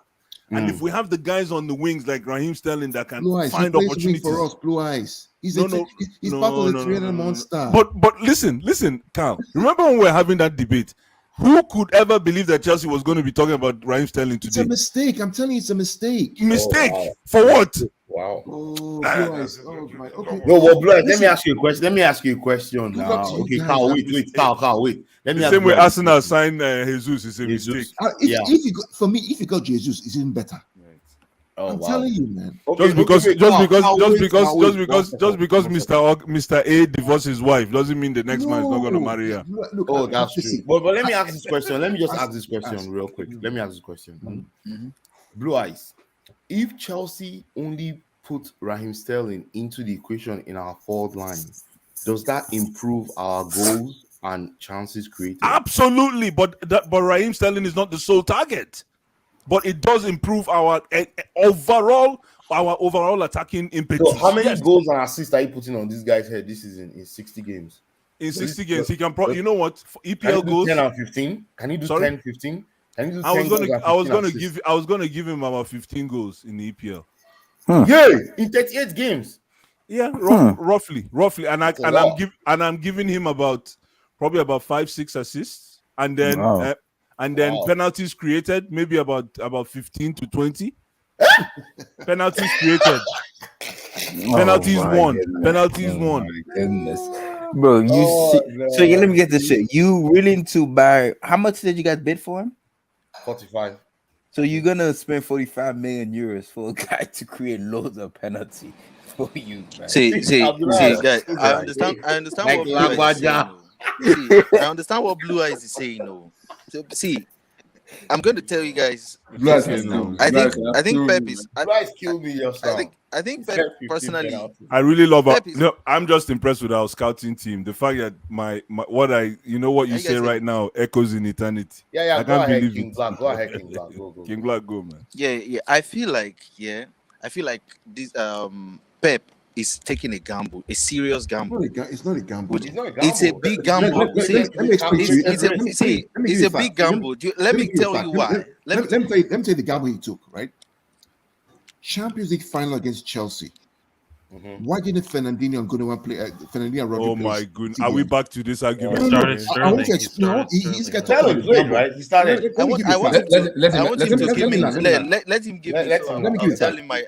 Who was the player? I think this is Who was the player that Guardiola entrusted instead of Fernandinho and Rodri in that game? It was only one player. Sterling. But let me tell you. Let me tell you who Sterling. See, let me tell you why.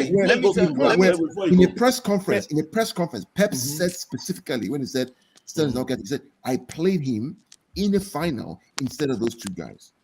I need to learn from my mistakes. But that's on Pep. Pep See, this is what I'm saying. Let me just make my point. My point is that he trusted this guy. Hold on. And my point is that he trusted him. And when Sterling was 1v1 with Mendy, when was that? He was never 1v1 with Mendy. He was never one. None of your players was 1v1 with Mendy. We watched the match. There was no 1v1 opportunity. There was none. Against Leon, right? The year before. Let me just give you. Let me tell you why. Let me tell you why. Against Leon the year before, is gambling here with the keeper, open goal. Carl, you just laid an allegation on this young man. King Black, wait. You just laid an allegation on this young man, and it's false. You guys did not get a 1v1 opportunity against Chelsea in that championship. Are you listening to Carl? Are you listening to Carl? There was no 1v1. There was none. Are you listening to Carl? I'll show you the video. The best opportunity you had was that Foden in the last second of the game. There was Foden when Rudiger blocked as well. Yeah, exactly. That's the one. That was Foden. Sterling did not get a sniff in that match. You know why? Sterling no see period. Because James Sterling was in Reece James's pocket, bro. Yeah, all game there was no Sterling. There was a 1v1 that he missed against. No, he didn't have a 1v1 in that match. No. He couldn't even get to the box. Maybe you're talking of Man City. Maybe you're talking of the Madrid game. Maybe I don't know. Listen, let me just say one thing, right? I don't care if Sterling leaves. I want him to leave. I don't really care. Yeah, I know. My point about telling you guys is, what I'm telling you guys is, I have my reason. I'm telling you guys right now, right? What happened to Lukaku? What you guys did to Lukaku and drove him away. Timo Werner too. This guy, bro, I think deep down, you know the impact this guy is taking away from your team, but you don't want to admit it. No, well, let me tell you the impact. What impact? Bro, you don't understand. Bro, I need you to tell this guy. I don't play his game. Let me explain this to you. Let me explain this to you. There is no impact. Let me explain this to you. If there was no impact, it would have gone before Ferran Torres. He would have gone long time ago. No. Wait. Why would you? You need squad depth. Why would you sell Sterling when you can have bro? If he had no impact, he would have gone. You need squad depth, bro. You need squad depth. How many starts? What squad depth? He could only sign anyone. How many starts did he get this season? Wait. In our team. Can't wait. No, Ferran Torres for me Abdullah, is simply the worst player than Raheem Sterling. Wait. This guy that's talking right now, King, how many starts did he have this season for us? How many? Exactly. Literally, they almost got to the because the reason why he got starts did he have? The reason why he got a lesser start. How many starts is because of Jack Grealish. 100 million. You have a 100 million pounds player. How many games did he play in the Champions League this year for us? He didn't starts. Yeah, but okay. No, fair enough. Important game that he never played. Real Madrid semi-final. King Black, hold on. And this is why you lost. King Black, hold on. Let me ask Carl a question. The reason why I said this was a gamble. Sorry, this is why I'm saying this is a gamble, right? Yeah. Just let me explain why I said it. Like I could be wrong, right? The reason why I said it is because Pep's system, if you take pressing away, just a little bit of less press away from that system, is going to become Brighton. So you're telling me that I'm telling you more about my system than I do. You're telling me Erling Haaland will press like this guy, and you're telling me Alvarez cannot press. He can't press like this guy. He can't.